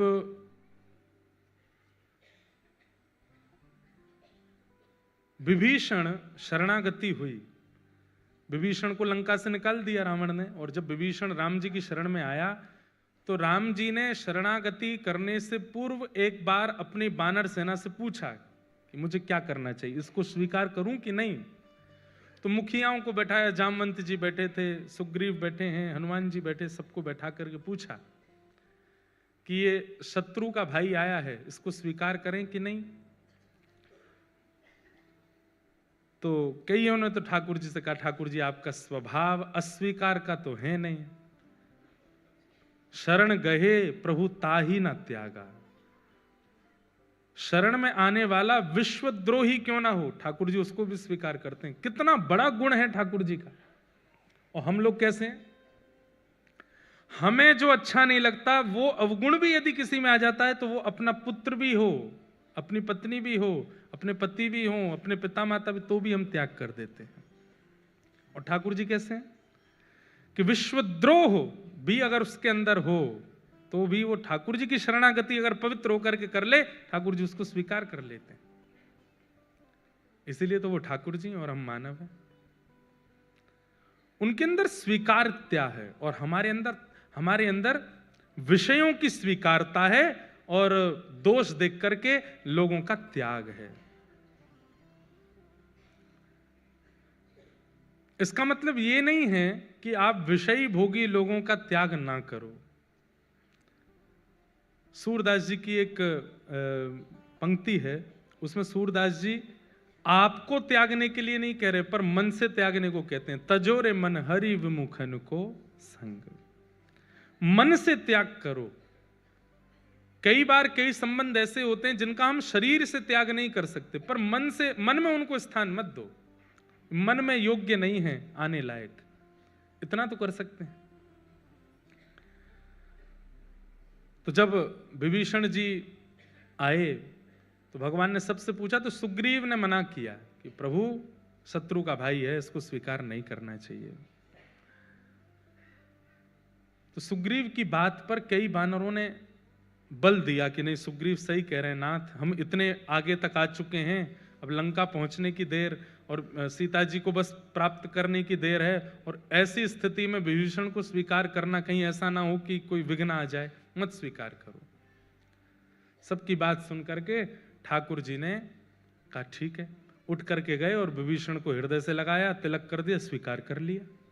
तो ये बात सुग्रीव को अच्छी नहीं लगी और कहते हैं कि सुग्रीव ने उस समय मन बना लिया और मन में सोचने लगा, अब ये अकेले सीता जी को ले आवे, मैं तो इनका साथ नहीं दूंगा। जब हमारी बात माननी नहीं थी तो पूछा क्यों? तो ठाकुर जी तो मन की बात जानते हैं। तुरंत सुग्रीव को बुला करके भगवान बोले, क्या सोच रहे हो मन में? सुग्रीव बोले नहीं कुछ नहीं। बोले तुम क्या बोलते हो, हमको पता नहीं। लेकिन सुग्रीव हम तुमको एक बात स्पष्ट कर दें। बोले क्या? तुम्हें क्या लगता है हम रावण से युद्ध करने के लिए यहां आए हैं? जितनी देर में लक्ष्मण जी अपनी पलक झपकाते हैं ना, इससे भी कम समय में वैकुंठ में बैठे बैठे रावण का वध कर सकता हूं मैं। और वध तो बाद की बात, अगर मैं ना चाहूं तो रावण का जन्म ही नहीं होगा। मैं चाहता हूं इसीलिए सब हो रहा है। तो ये मत सोचो कि तुम्हारा संग मिलेगा, बानर सेना मिलेगी, तुम लोग आओगे तो ही रावण मरेगा। ये सब तो लीला तुम लोगों को सुख देने के लिए कर रहा हूं। मेरी इच्छा हो जाए तो रावण का जन्म ही नहीं होगा। इसलिए तुम ये विचार मत करो कि मैं अकेले सीता जी को, अब भी तुम सब तो, महाभारत के प्रसंग में भी यही आता है कि अर्जुन को अपने गांडीव धनुष का बहुत अभिमान हो गया। तो उस समय बर्बरीक, जिन्हें हम लोग आज कलिकाल में श्री खाटू श्याम जी के रूप में पूजते हैं, जब उन्होंने ये उद्घोषणा कर दी कि महाभारत युद्ध का सबसे बड़ा योद्धा कौन? तो भीम अपनी छाती चौड़ा के खड़े हो गए, मेरा नाम बोलेंगे। युधिष्ठिर बोले नाम तो मेरा ही बोला जाएगा। अर्जुन ने अपना धनुष आगे कर दिया कि ये दिखेगा तो ये मेरी तरफ बोलेंगे। दूर खड़े थे ठाकुर जी, बर्बरीक बोले महाभारत युद्ध के सबसे बड़े योद्धा कृष्ण। तो उस समय परिहास करने लगे पांडव और हंसते हुए बोले बर्बरीक, जिसने शस्त्र भी नहीं उठाया पूरे महाभारत में, तुम कह रहे हो सबसे बड़ा योद्धा वो? जिन्होंने केवल भोजन पानी किया है, शयन किया है और थोड़ा बहुत रथ चलाया, तुम कह रहे हो सबसे बड़े योद्धा वो? हमें लगता है तुम्हें दिखाई नहीं दिया। बोले इसीलिए तो कह रहा हूं सबसे बड़े योद्धा वो जिन्होंने बिना शस्त्र के पूरी सेना मार दी। अरे अर्जुन, अरे युधिष्ठिर, वास्तव में तो जब कौरव कृष्ण के विपक्ष में खड़े हुए, मृत्यु तो तभी हो गई थी उन लोगों की। कोई भगवान के विपक्ष में खड़ा हो जाए मृत्यु तो उसी समय है, लेकिन श्रेय तुम लोगों को मिल जाए इसलिए केवल उनके प्राण तो निकल चुके हैं, बस उन कठपुतली की तरह घूम रहे थे, तुम्हारे बाण लगने से श्रेय तुमको मिल रहा था। तो इसको मैंने मारा, उसको मैंने मारा, उसको मैंने मारा, मर तो वो पहले ही गए थे।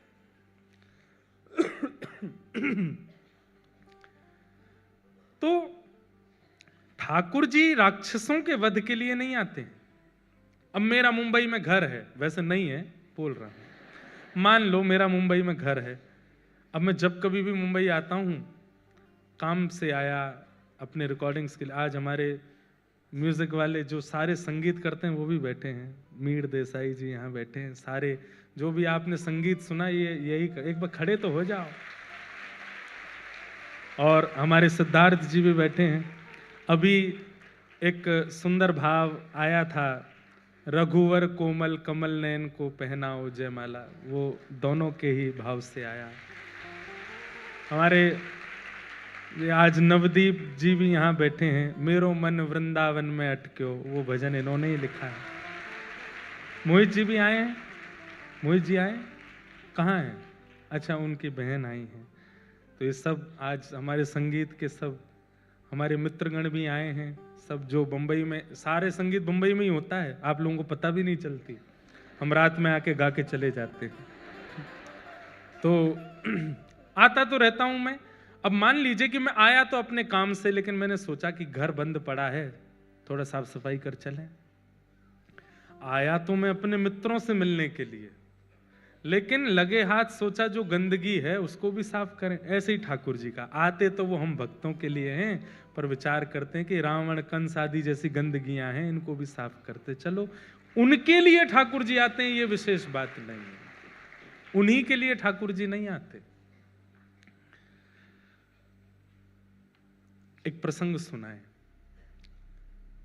एक बार नारद जी महाराज भगवान की दिनचर्या देखने के लिए गए, भागवत जी में प्रसंग आता है। और नारद जी जब ठाकुर जी की दिनचर्या देखने के लिए गए तो सुबह सुबह पहुंचे। सब लोग देखो, इधर देखो, ध्यान से सुनो, बहुत अच्छा प्रसंग है। सुबह सुबह नारद जी पहुंचे तो ठाकुर जी कहीं जा रहे थे, नारद जी आ रहे थे। तो नारद जी ने कहा ठाकुर जी प्रणाम, दंडवत साष्टांग किया, बैठो बैठो आता हूं। ठाकुर जी चले गए। नारद जी अंदर गए तो लक्ष्मी जी ने बैठाया, आसन दिया, आइए विराजिए, कुछ भोजन प्रसाद बाल भोग करेंगे, नाश्ता पूछा। नारद जी बोले नहीं सब ठीक है। ये ठाकुर जी कहाँ गए सुबह सुबह? तो लक्ष्मी जी बोली ये रोज जाते हैं, सुबह उठते ही चले जाते हैं, कहाँ जाते हैं ये मुझे नहीं पता, सुबह उठते ही स्नान ध्यान करके चले जाते हैं। तो नारद जी हमारे जो हैं, जैसे हमारी जीवन के स्क्रिप्ट राइटर ठाकुर जी हैं, ऐसे ठाकुर जी की लीला के स्क्रिप्ट राइटर नारद जी हैं। कई बार कई लीलाएं तो नारद जी की वजह से होती है ठाकुर जी के जीवन में। तो नारद जी बोले अच्छा कैसी गृहिणी हो आप कि आपके पतिदेव सुबह सुबह कहीं जाते और आपको पता ही नहीं है। ठीक है, अब वो तो परमात्मा है, अपनी इच्छा, ना जाने क्या क्या उनकी लीलाएं हैं, हमने कभी विचार भी नहीं किया। नहीं नहीं, गलत कर रही हो आप, यहाँ आपका पातिव्रत धर्म नष्ट हो रहा है, आपके पतिदेव सुबह सुबह उठ करके कहीं जा रहे हैं और आप देखती तक नहीं हो उनकी ओर। तो लक्ष्मी जी के मन में शंका आ गई। शंका उत्पन्न करने वाले भी कई लोग होते। कई लोगों में शंका होती नहीं है, शक होता नहीं, पर कई लोग करवा देते हैं। अच्छे रूप में हो तो कोई बात नहीं है, बुरे रूप में नहीं होना चाहिए। नारद जी महाराज ने शंका उत्पन्न करा दी। बोले क्या करूं मैं, आप बताओ। बोले कुछ नहीं, कल जब सुबह जाएं तो पीछे पीछे जाना, आप देखना कहां जाते हैं और थोड़ा पता तो लगाओ, बाकी आगे का हम देख लेंगे सब क्या करना है। तो सुबह सुबह ठाकुर जी उठ करके स्नान ध्यान करके नित्य के भांति निकले। पीछे पीछे लक्ष्मी जी छुप छुप के जा रही हैं, देखूं कहां जाते हैं। तभी वैकुंठ में कहीं जाकर के ठाकुर जी एक द्वार जैसा था उसके अंदर प्रवेश कर गए। भीतर से द्वार बंद कर लिया। लक्ष्मी जी बाहर तक देख आई, लौट करके आई। नारद जी से बोला मैंने देख लिया, कहाँ गए। बोले कहाँ गए। बोले यहाँ से ऐसे ऐसे जाके इधर उधर जाके वहां एक द्वार है उसके अंदर प्रवेश कर गए। जय हो दिगंबरा। हमारे नासिक दत्त धाम के पूज्य गुरुजी पधारे हैं, बहुत बहुत प्रणाम, अभिनंदन। तो क्या बता रहा था मैं। तो एक द्वार में प्रवेश कर गए। तो लक्ष्मी जी ने आकर के नारद जी को बताया। बोले कि एक द्वार के भीतर प्रवेश कर गए थे। तो द्वार के अंदर क्या है। बोले हमने उसके आगे नहीं देखा, अपने इतना ही देखा। बोले कैसी पत्नी हो आप, केवल मार्ग देख के आगे। अरे भीतर तो देखना था क्या है। बोले आपने कहा था आगे का आप संभाल लोगे, आप ही देखो। तो लक्ष्मी जी नारद जी दोनों गए और वो जो द्वार जहां था उसके पास ही एक पेड़ के पीछे छुप के खड़े हो गए। ठाकुर जी 2-2.5 घंटा लगा करके बढ़िया प्रेम से और भीतर से निकले बड़े हंसते हुए, प्रसन्न मुद्रा, बिल्कुल जैसे बस नृत्य करने की देर है। इतनी प्रसन्न मुद्रा में ठाकुर जी निकले और निकलते हुए चले गए। नारद जी बोले इतने प्रसन्न आपसे मिलके हुए कभी। तो लक्ष्मी जी बोली नहीं, प्रसन्न तो रहते हैं, आप ऐसा क्यों कह रहे हैं। बोले नहीं, देख रहे हो ये प्रसन्नता कुछ और है। लक्ष्मी जी बोली आप ऐसे नहीं कहो, चलो ना भीतर देखते हैं क्या है। ठाकुर जी जब चले गए वहां से तो नारद जी लक्ष्मी जी के साथ उस द्वार के भीतर प्रवेश किए। भीतर जाकर के देखा तो एक बहुत सुंदर सा एक भवन, बहुत सुंदर आंगन, बड़ी सुंदर सुगंधी आ रही है, बहुत सुंदर सूर्य की किरण भीतर पड़ रही है, अद्भुत, मतलब सात्विक वातावरण भीतर। और वहां एक आसन लगा हुआ था। आसन के पास जाकर के देखा तो प्रसन्न हुए, ठाकुर जी का होगा।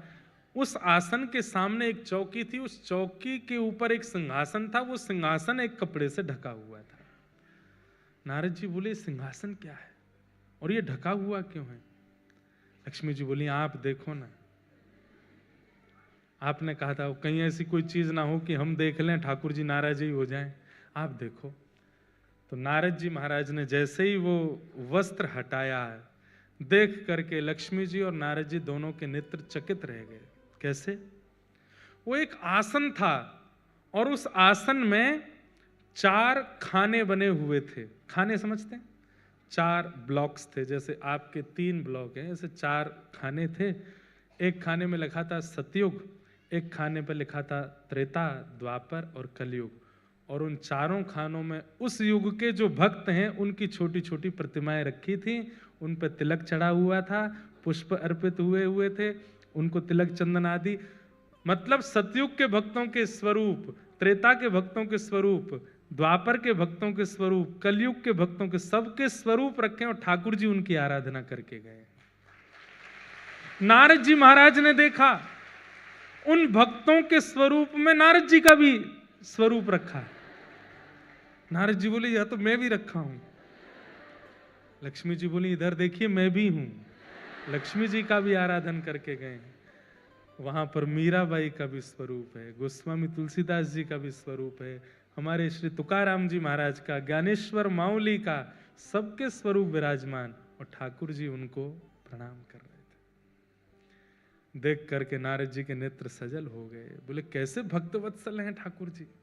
पूरा विश्व इनको वंदन करता है और वो अपने प्रत्येक भक्त का वंदन करते। मेरा सुमिरन हरि करें, ध्यान से सुनिएगा, मेरा सुमिरन हरि करें। भक्ति की पराकाष्ठा क्या है? भक्ति की पराकाष्ठा क्या है? मैं हरि का सुमिरन करूं, ये प्रारंभ है, पर एक स्थिति ऐसी आ जाए कि मेरा सुमिरन हरि करें, मैं पावा विश्राम, मैं आराम करूं, मेरा सुमिरन ठाकुर जी कर रहे हैं।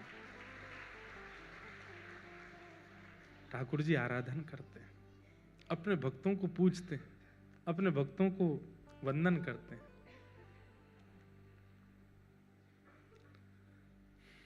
सोचो, आप जैसे नहलाते हो, आप जैसे वस्त्र पहनाते हो, जैसे भोग वैसे ही वैकुंठ में, जरूरी नहीं आपकी करते होंगे, पर जो भक्त श्रेणी होगा। हाँ, मुझे कुछ अपने वृंदावन के और हमारे व्रजमंडल के कुछ ऐसे रसिक जन दिख रहे हैं अभी भी, जिनके स्वरूप की आराधना ठाकुर जी करते होंगे, वो हैं उस लायक। ठाकुर जी इत्र लगाते होंगे, ठाकुर जी पोशाक पहनाते होंगे, और सही बताऊं तो ठाकुर जी जैसी आराधना करते हैं वैसे ही फिर वो लोग हमको यहां दिखाई देते हैं, वैसे ही उनका स्वरूप दिखने लगता है। अब रसिक संत जनों को आप देखो, मैं कहा करता हूं, उनके वस्त्र 200-300 रुपए के वस्त्र पहनते हैं, मुख पर कोई क्रीम पाउडर लगाते नहीं हैं, सामान्य सा उनका वेशभूषा स्वरूप रहता है, फिर भी उनके प्रति इतना आकर्षण क्यों है? क्योंकि ठाकुर जी उनके निश्चित स्वरूप की सेवा करते होंगे। ठाकुर जी भक्त अधीन हैं। तो भक्तों के लिए ठाकुर जी पृथ्वी पर आए हैं। आगे यहां सूत जी महाराज ने अनेक विषय कहते हुए भगवान के अनेक अवतारों का वर्णन किया और श्रीमद् भागवत की रचना का भाव बताया।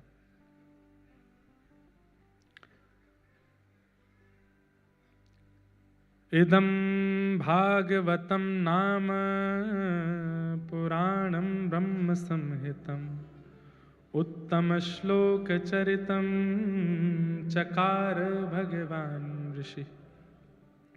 वेद व्यास जी महाराज ने भागवत की रचना की। क्यों रचना की? मानव कल्याण के लिए रचना की। आदि आदि विषय बहुत विस्तृत रूप से बताया गया।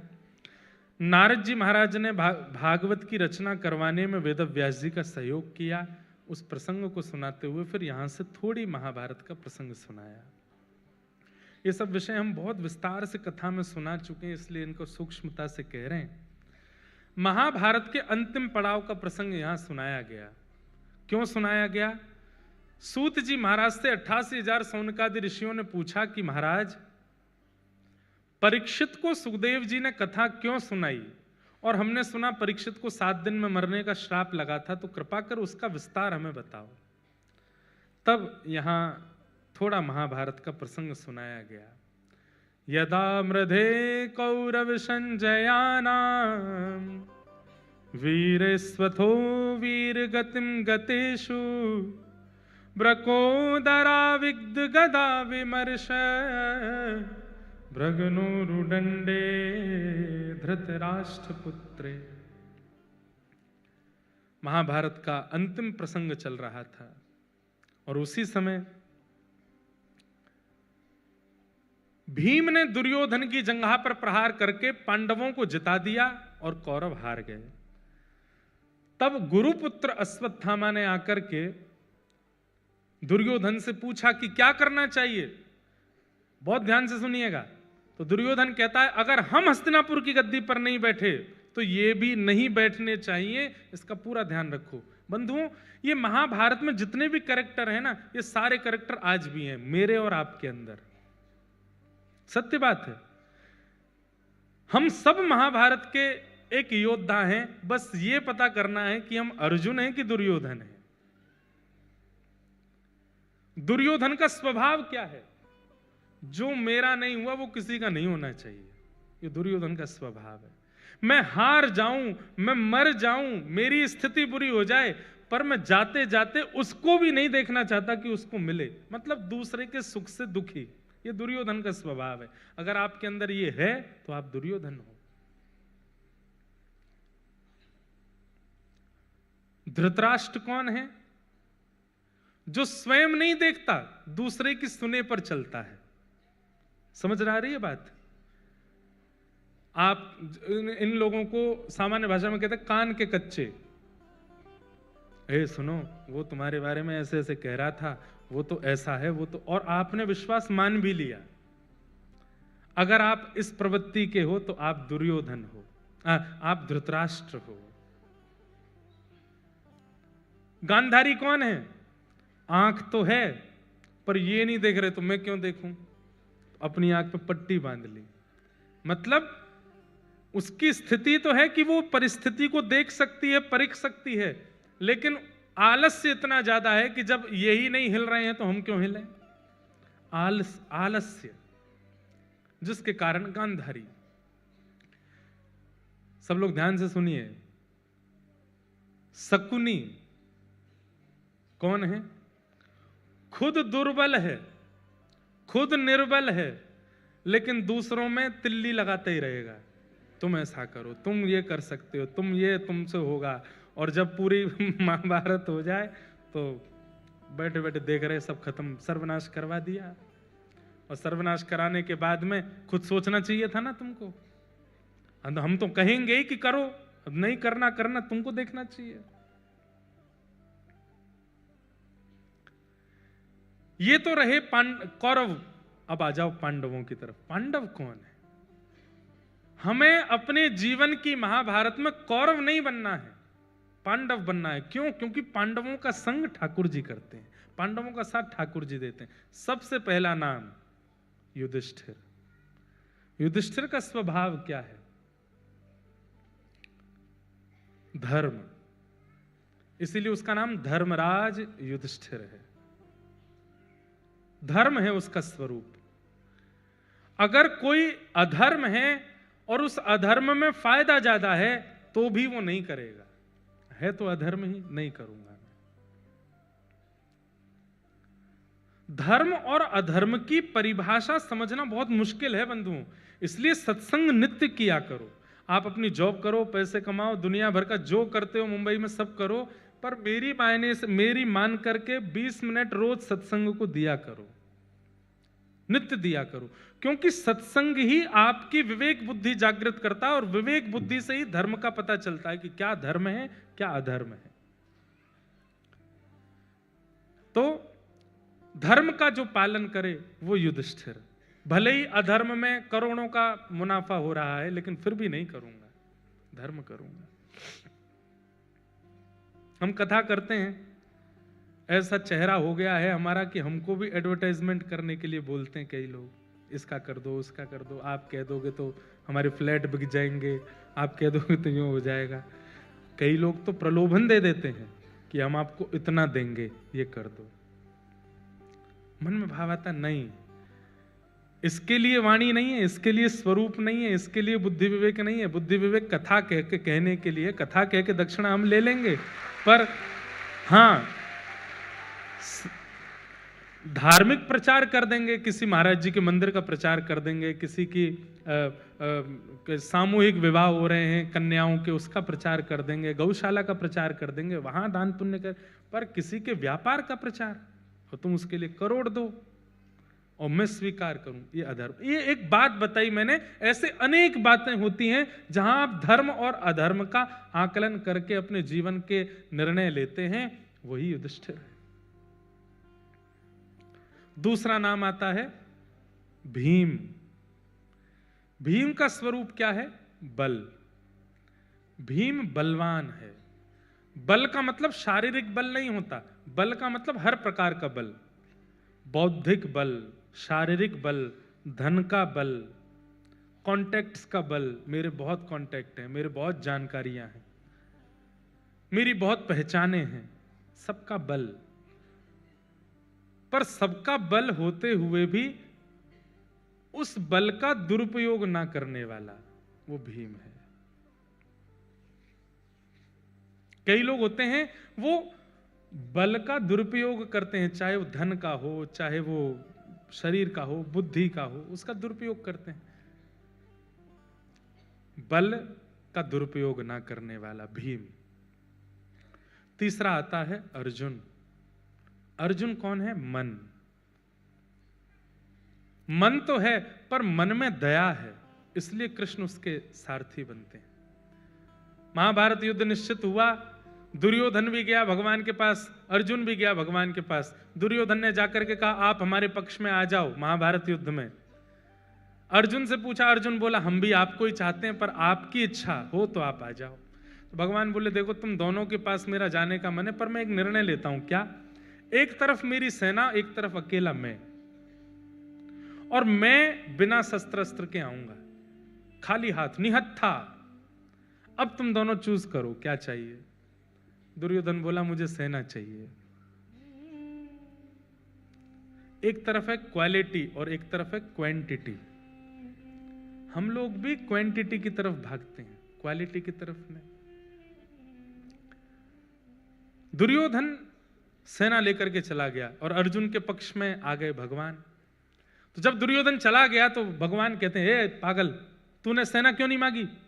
वैसे ही तुम्हारी सेना इतनी कमजोर, और वो वहां पर भीष्म पितामह हैं, वहां पर द्रोणाचार्य हैं, वहां पर कृपाचार्य हैं, वहां पर इतने बड़े बड़े योद्धा हैं, उनको सेना की आवश्यकता नहीं थी। मैं चला जाता, निहत्था खड़ा रहता वहां पर, तू लपक करके पहले सेना मांग लेता। नहीं मांगा तूने, अब वो मांग के चला गया। अब तेरी तरफ अकेला मैं आऊंगा, वो भी बिना अस्त्र शस्त्र के। तो अर्जुन कहता है, बहुत सुंदर बात लगती है मुझे ये एक भक्ति का सिद्धांत, यहां बैठे हर व्यक्ति का यही सिद्धांत होना चाहिए। क्या? अर्जुन कहता है, हे नाथ, मैं आपको मांगने नहीं आया था, और ना मैं आपसे मांगने आया था। आप मुझे कुछ दो ये भी मेरी इच्छा नहीं थी, और आप मेरे पास आओ ये भी मेरी इच्छा नहीं थी। भगवान बोले तो फिर क्यों आया? अर्जुन अपना हाथ भगवान के हाथ में देके कहता, खुद को देने आया था, खुद को अर्पित करने आया था। ये महाभारत समुद्र मेरे सामने है नाथ, मैं आपको लेकर के जाऊं ये मेरी योग्यता नहीं है। और एक और बात, अर्जुन बोला आपको लेके जाऊंगा तो व्यवस्था मुझे करनी पड़ेगी। क्या खाओगे, कब खाओगे, कहां सोओगे? 8 बार तो भोजन करते हो आप, अष्टयाम सेवा होती ठाकुर जी की। मैं आपको लेकर के जाऊं तो सारी जिम्मेवारी मेरी बनेगी। आप कहोगे गर्म पानी ला के दो, आप कहोगे ये करो वो करो, आप मेरे मेहमान हो जाओगे। आपकी मेहमान नवाजी मेरे बस की बात नहीं है। तो मैं आपको मांगने नहीं आया था, आपसे मांगने नहीं आया था, मैं तो अर्पित करने आया हूं खुद को कि नाथ ये समुद्र है महाभारत का मेरे सामने, अब आप देखो, आप जानो, आपका काम जाने। मेरे मरने में अगर सफलता हो तो मार देना, बचाने में हो तो बचा लेना, आप देखो। बस इस बात ने महाभारत का युद्ध जिता दिया अर्जुन को। आप देख लो क्या करना है। ठाकुर जी ने मन में एक बार तो विचार, पहले तो भावुक हो गए ठाकुर जी, अर्जुन को हृदय से लगाया, वाह अर्जुन अब तू देख महाभारत युद्ध, तू देखना, बस एक बात का याद रखना। क्या? मैं कहूं तो दिन, मैं कहूं तो रात, मैं कहूं तो चल, मैं कहूं तो बैठ, मारा गिरधर लाल थारो नचायो नाचू, यही करना। बोला हाँ ठीक है। भगवान ने परीक्षा ली, सबको कथा पता है। एक समय आया, बीच मैदान में रथ रुक गया अर्जुन का, घोड़े प्यासे हैं, चिंगाड़ रहे थे घोड़े, और सामने से बाणों की बौछार, आगे नहीं बढ़ रहा है रथ। अर्जुन घबरा करके बोला नाथ अब क्या करें? बोले तुम्हारे घोड़े प्यासे हैं, पानी पिलाओ। बोले बीच युद्ध मैदान में कैसे पिलाऊं? बोले उतर करके गांडीव धनुष से पृथ्वी में गड्ढा करो, पानी का स्रोत निकालो, घोड़ों को पानी पिलाओ। एक बाण में ही निकल आएगा क्या पानी? कितने फीट नीचे पानी है, कब तक गड्ढा करना पड़ेगा, तब जाके जल का स्रोत निकलेगा। घोड़ों को पिलाना, वापस घोड़ों को ये असंभव जैसी बात थी।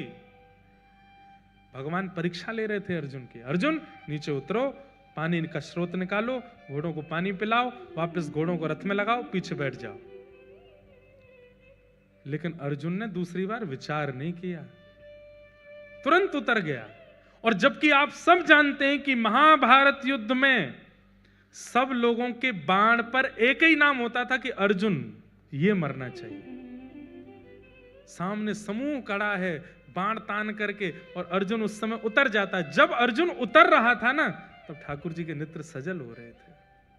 जब अर्जुन तस्कर से बाण निकाल के पृथ्वी में गड्ढा कर रहा था, ठाकुर जी भावुक हो रहे थे। कितना विश्वास है इसको मेरे पर, ये जानते हुए भी कि सामने वाले छन्नी बना देंगे इसको। उतर गया नीचे। पूरी प्रक्रिया हुई, घोड़ों को पानी पिला करके वापस रथ में लगा दिया। तब अर्जुन सोचता है, मैं मरा क्यों नहीं अभी तक, मुझे किसी ने मारा क्यों नहीं। और जैसे ही उसने कौरव पक्ष की ओर देखा तो सब धनुष बाण ताने खड़े हैं, लेकिन चला कोई नहीं रहा है। और सबकी दृष्टि देखी तो सब अर्जुन के रथ के ऊपर की ओर देख रहे थे। तो अर्जुन ने कहा, ये रथ के ऊपर देख रहे हैं, मैं भी तो देखूं। जैसे ही मुड़ करके देखा, ठाकुर जी मदन मोहन बन के खड़े थे। इतना सुंदर रूप बना करके खड़े हो गए कि सब ठाकुर जी को देखते रह गए, भूल गए कि अर्जुन को मारना है। मदन मोहन यानी कि कामदेव को भी जो मोहित कर ले, इतना सुंदर रूप धारण कर लिया ठाकुर जी ने कि भूल गए कौरव कि हमको मारना है अर्जुन को। और अर्जुन को इशारा किया, जल्दी बैठ। अर्जुन लौट करके आया, आके बैठ गया, तुरंत सामान्य हो गए। सब कौरव आंख मीटते रह गए, बोले ये सब क्या हुआ, हमने मारा क्यों नहीं। बोले हम तो इनके रूप को देखते रह गए। तुमने क्यों नहीं मारा। बोले मैं तो ओष्ठों की मुस्कान पे ही बावड़ा हो गया था। तूने क्यों नहीं मारा। बोले मैं तो आंखों की मटकाहट देख रहा था। तूने क्यों नहीं मारा। बोले आहा कैसी जुल्फें इनकी, मैं तो उसी में ही रम रहा था। ये ऐसे योद्धा हैं जो अपने स्वरूप से मार देते हैं सैनिकों को। तो महाभारत में अर्जुन बनो, युधिष्ठिर बनो, भीम बनो, तब इस संसार रूपी महाभारत के तुम पांडव हो और कृष्ण आपके सारथी बनेंगे।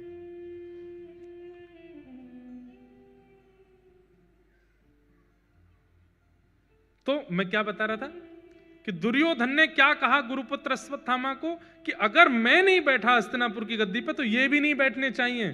भले ही युद्ध जीत गए तो क्या हुआ, कल सुबह इनका राज तिलक होना, उससे पहले पहले अर्धरात्रि में मार दो, जाकर के छल से मारो, विष दे के मारो, जैसे मारना है मारो। अश्वत्थामा अर्धरात्रि में गया मारने के लिए, लेकिन जाको राखे साइया मार सके ना कोई। भगवान आधी रात में ही पांडवों को लेकर के कहीं और चले गए। द्रौपदी के 5 पुत्र सोते रह गए, अश्वत्थामा ने उनको मार दिया। प्रातःकाल होती अश्वत्थामा को दंड दिया। अश्वत्थामा ने अपने दंड का बदला लेने के लिए उत्तरा के गर्भस्थ शिशु को नष्ट करने के लिए ब्रह्मास्त्र छोड़ दिया। भगवान ने उत्तरा के गर्भ में प्रवेश करके उस बालक की भी रक्षा की, और वही बालक जन्म लेकर के भागवत का श्रोता परीक्षित बना। हमारे पूज्य दादा गुरुदेव अनंत श्री विभूषित श्रीमन रामानुज प्रपन्नाचार्य गुरु जी, 21 दिसंबर को उनकी तिथि थी। 29वां वैकुंठ उत्सव था। मैं 6 महीने की आयु में था तब गुरुदेव का भगवत धाम गमन हुआ, पर उन्हीं की कृपा है हम पर, हमारे पूरे परिवार पर, पूज्य पिताजी पर। श्रीमद् भागवत की ऐसी अद्भुत व्याख्या करते थे वो। इस प्रसंग में वो एक बहुत अच्छी बात कहते हैं। मातृ गर्भ में जब बालक होता है वो बहुत, सब माताएं जानती हैं, बहुत सेंसिटिव और बड़ा खतरे का समय होता है जब गर्भ में बालक होता है। आज भी पूरे विश्व भर में कितने बालक गर्भ में आने के बाद भी जन्म नहीं ले पाते, उनका वहीं से ही प्रस्थान हो जाता है। लेकिन भगवान ने सबके बालकों को तो नहीं बचाया। उत्तरा के बालक में ऐसी क्या विशेषता है कि ठाकुर जी उसके गर्भ में प्रवेश कर गए और उसकी रक्षा करके आए। तो हमारे रामानुज गुरु जी एक बहुत अच्छी बात कहते थे। बोले क्योंकि ठाकुर जी को पता है, ये रामानुज गुरु जी पूज्य पिताजी के गुरुदेव, हमारे दादा गुरुदेव, शिक्षा गुरु, पिताजी के दीक्षा गुरुदेव तो श्रीमद गरुणध्वजाचार्य जी महाराज हैं। आप दीक्षा नहीं देते थे तो आपने पिताजी को पढ़ाया, और कभी आप कहीं पढ़ा होगा यूट्यूब पे, कभी सुनिएगा कि पिताजी को आपने कैसे पढ़ाया, अद्भुत है। तो आप कहते थे कि भगवान ने ये देखा कि उत्तरा के गर्भ का जो बालक है ये कौन है। बोले कालांतर में भागवत का श्रोता है। मेरी कथा का श्रोता बनने वाला है।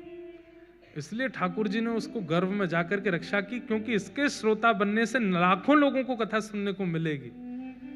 तो कहीं ना कहीं मैं और आप भी अपने मातृ गर्भ में भगवान के द्वारा रक्षित किए गए हैं, क्योंकि आज हम कथा सुन रहे हैं, हम भी कथा के श्रोता हैं। मातृ गर्भ में हमारी भी रक्षण ठाकुर जी ने ही किया है। पूरे विश्व में जितने भी लोग जन्मे हैं, सब लोग जन्मे हैं अपने प्रारब्ध से, अपने पूर्व के कर्म से, अपने किसी कर्म की पूर्ति के लिए उनका जन्म हुआ। लेकिन कथा में आकर के यदि व्यक्ति बैठा है तो इस बात को प्रमाणित मान ले कि मेरा जन्म इसीलिए हुआ था कि आज का दिन मैं देख सकूं, कथा श्रवण कर सकूं। इसी के लिए ठाकुर जी ने बचाया कि तुम कथा सुन सको, और कथा सुनकर के अपने जीवन में वो अद्भुतता का अनुभव कर सको। परीक्षित की भगवान ने रक्षा की। जैसे ही भगवान वहां से प्रस्थान करने लगे, कुंती ने भगवान की स्तुति गाई। भुआ कुंती, बहुत अच्छी स्तुति है कुंती की। पूरी स्तुति तो नहीं गाऊंगा, लेकिन एक स्तुति का एक श्लोक है, वो श्लोक आपको सुना दूं। यथा ऋषिकेश खलेन देवकी कंसेन रुद्धार्ति चिरं सुचार्पितम् विमोचिताहं च सहात्मजा विभो त्वयैव नाथेन मुहुः विपद्गणात्। बहुत अच्छी बात। कुंती को तो सब जानते हैं, ज्यादा इनका प्रस्तुतिकरण तो देना आवश्यक नहीं। पांडवों की माताजी, भगवान की भुआ कुंती, भुआ कुंती भगवान से, अपने भतीजे से कह रही हैं कि आप अपनी मैया देवकी से भी ज्यादा मुझसे प्रेम करते हैं, ये बात मुझको पता है। तो भगवान बोले, किसी पुत्र से ऐसा कहना कि तुम अपनी मां से ज्यादा मुझसे प्रेम करते हो, ये कैसे संभव हो सकता है? मां से ज्यादा प्रेम थोड़ी कोई कर सकता है अपनी किसी और मां को। आपके पास इसका क्या प्रमाण है? तो कुंती कहती है, कंस ने आपके जन्म लेने से पहले 6 बालकों को मार दिया। देवकी मैया के 6 बालकों को मारा था कंस ने। आपने उनकी रक्षा नहीं की, पर मेरे 5 बालकों की छाया बन करके रक्षा कर रहे थे, हर स्थिति में रक्षा कर रहे थे। इसलिए मुझे ये बात लगती है कि आप मुझसे बहुत प्यार करते हैं, बहुत प्रेम करते हैं। पर बात ये विशेष नहीं थी, बात अगली विशेष है। अगली बात में कुंती क्या कहती है? आप मुझसे बहुत प्रेम करते हैं तो मुझे पता है, पर मेरी भी सुन लीजिए। बोले क्या? त्वयैव नाथेन मुहुर विपद्गणात्।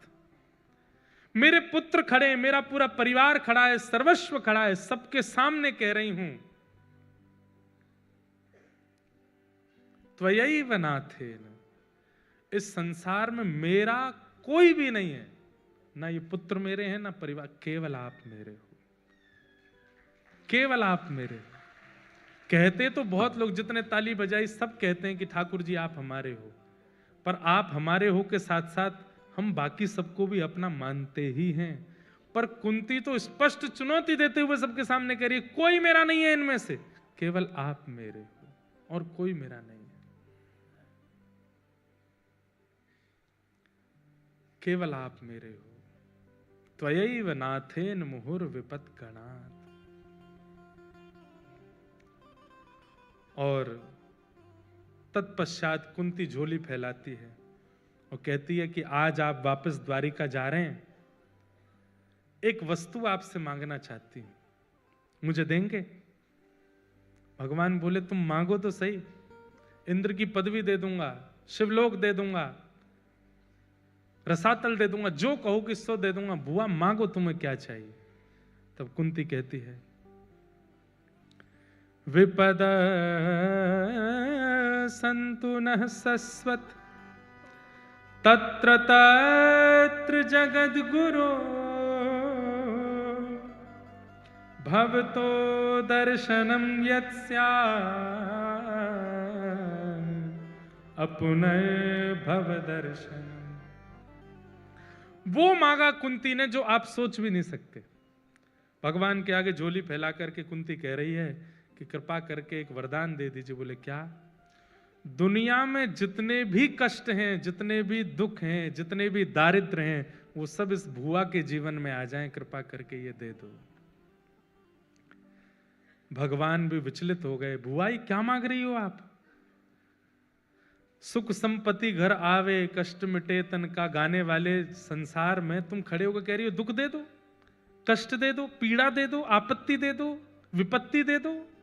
अरे पता चल भी गया कि मैं भगवान हूं तो मेरे सामने मुख से निकलता नहीं किसी के कि दुख दे दो, आप दुख मांग रही हो। और भगवान कुंती बुआ से कहते हैं बचपन से आज तक आपने सुख कहां देखा? बाल्यकाल में दुख देखा, छोटी सी अवस्था में। अब पूरा कुंती प्रसंग नहीं सुनाना मुझे, पर बाल्यकाल से कुंती के जीवन में सुख था नहीं। एक संत की सेवा की कुंती ने बाल्यकाल में, तो उस संत ने प्रसाद रूप में एक मंत्र दे दिया, इस मंत्र को बोल के जिस देवता का आवाहन करोगी तुम्हारे सामने आ जाएगा। छोटी बालिका कुंती ने सोचा ऐसे ही बोल रहे हैं, ऐसे थोड़ी होता है। मंत्र बोल कर कहा सूर्य नारायण आ जाएं, तुरंत सूर्य नारायण प्रकट हो गए। तो कुंती तो घबरा गई, मैं तो ऐसे ही बुला रही थी, आप जाओ। तो सूर्य नारायण बोले नहीं, इस मंत्र की एक सामर्थ्य है, जिसको बुलाओगी वो आएगा और कुछ दे के जाएगा, मुझे कुछ नहीं चाहिए। नहीं, तुमने बड़े भाव से एक संत की सेवा की, मैं अपने समान पुत्र तुमको देता हूं। और कर्ण सूर्य नारायण ने दे दिया। छोटी सी कुंती मन में विचार करने लगी कि लोग, समाज, संसार के लोगों को मैं ये बात बताऊंगी, कोई समझेगा? कोई नहीं जानेगा, सब मुझ पर आक्षेप लगाएंगे। स्त्रियों पर आक्षेप करना और स्त्रियों के विषय में कुछ भी अनर्गल बोल देना बहुत आसान होता है, पर हमारी बात मानिएगा, वैष्णव अपराध और स्त्री अपराध ये समान दोष है, मत कीजिएगा। परिस्थिति सबके जीवन में आती है, सबके जीवन की कोई ना कोई बात होती है, पर उसका सम्मान करना यदि आप नहीं सीखे हैं तो आपका भजन साधन सब व्यर्थ है। कुंती ने मन में विचार किया, कौन समझेगा मेरी बात को? लता पत्रों में लपेट करके कर्ण को बहा दिया नदी में। वही फिर एक धोबी की पत्नी ने गोद लिया और बाद में बड़े होकर के वही कर्ण बना जो कौरव पक्ष में रहा। कर्ण जानता है कि कुंती मेरी मां है, कृष्ण जानते हैं कि कर्ण कुंती का बेटा हो, कुंती जानती है कि कर्ण मेरा बेटा है। बहुत विचित्र कथा है महाभारत की। पति पांडु महाराज, उनको श्राप लगा हुआ था कि अपनी पत्नी के पास सहवास की भावना से जाओगे तो तुम्हारी मृत्यु हो जाएगी। बच्चे 5 देवताओं की कृपा से जन्मे, इन्हें भी बचपन से दुखी देखना पड़ा। पांडु महाराज की मृत्यु के बाद कौरवों ने शासन अपने वश में कर लिया, इनको वन में छोड़ दिया। वन में मारे मारे बच्चे बच्चे फिरते रहे जैसे तैसे। महाभारत युद्ध हुआ। सब कुछ करने के बाद भुआ, ध्यान से सुनिए सब लोग, बचपन से लेकर के अब तक की स्थिति पूरी दिखा दी भगवान ने। मुझे पूरी स्थिति में भुआ ये बताओ तुम सुखी कब थी? कभी भी नहीं। और आज जब युधिष्ठिर आदि पांडव जीत गए, आज जब बैठने वाले हैं हस्तिनापुर की गद्दी पर, मुझे लगता है आपको आदत हो गई है दुख भोगने की। मेरे आगे झोली फैला के फिर कह रही है दुख दे दो। कितना तो दे दिया, सब कुछ तो देख लिया आपने अपने जीवन में, अब सुख की घड़ी आई है फिर दुख मांग रही हो। कुंती का उत्तर, बंधुओं, कथा का मतलब आपको स्टोरी नहीं सुननी है। कथा का मतलब पूरी स्टोरी है भी नहीं। स्टोरी मतलब झूठ, ये स्टोरी नहीं है, ये वास्तविकता है। ये सुनने का तात्पर्य क्या है कि इससे हमने सीखा क्या, कुंती से क्या सीख रहे हैं। सब कुछ भगवान ने दिखा दिया कि तुमने इतना दुख देखा, इतना दुख देखा। हम आप सब लोग होते ना तो सिंपैथी के मारे रोने लगते। क्या बताऊं, मैंने सब सहा, हम ऐसे हैं। हमारे जब कोई दुख बताता है ना, अरे भैया तुम तो बड़े ब्रेव हो, तुमने बहुत सहा है। नहीं साहब, पता है उस समय मैंने ऐसे ऐसे किया था, मेरी जगह कोई और होता फांसी से लटक जाता, पर मैंने सहा। हम लोग ऐसे हैं, हम लोगों का कष्ट कोई अगर सिंपैथी दे तो हम लोग और ज्यादा भावुक हो जाते हैं उस क्षण में। पर कुंती क्या कह रही है,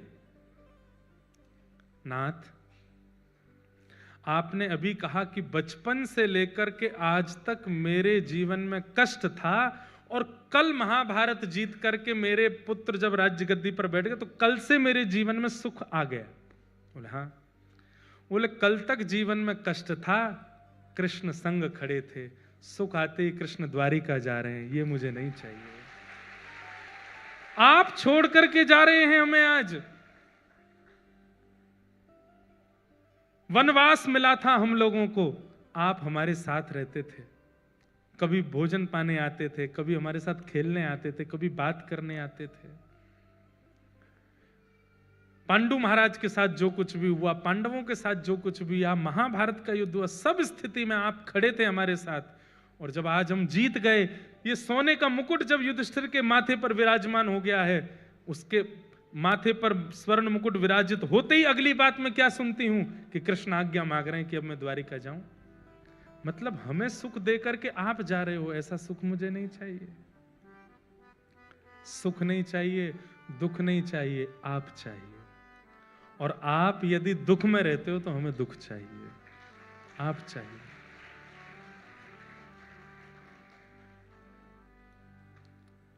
बस आप चाहिए।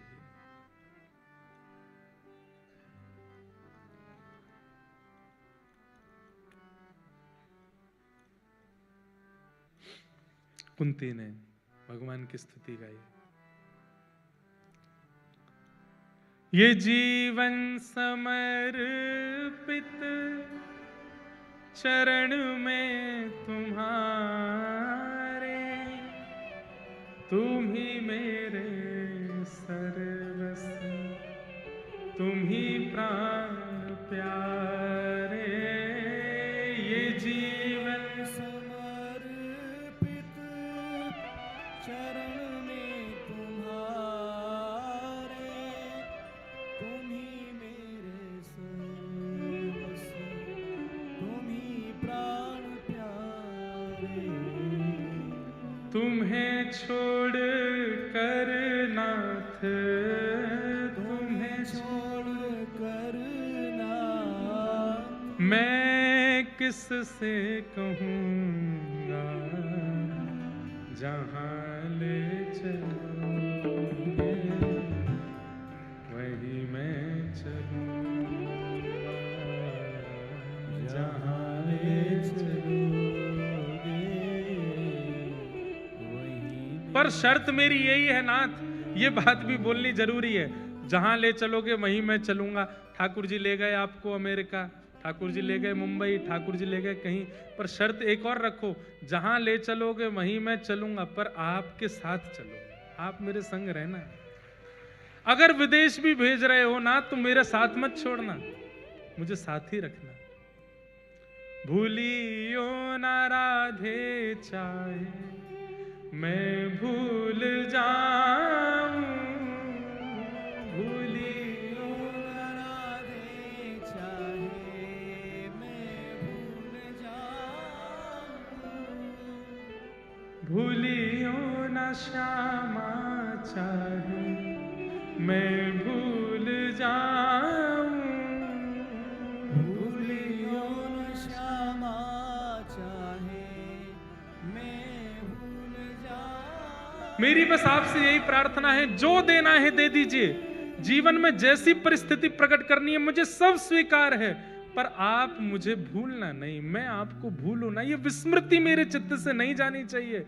सदा 24 घंटे हारी बीमारी पीड़ा हर स्थिति में आपका चिंतन मेरे चित्त से जाना नहीं चाहिए ना। बस इतना इतना कर दीजिए, मुझे आपकी हर परिस्थिति स्वीकार है।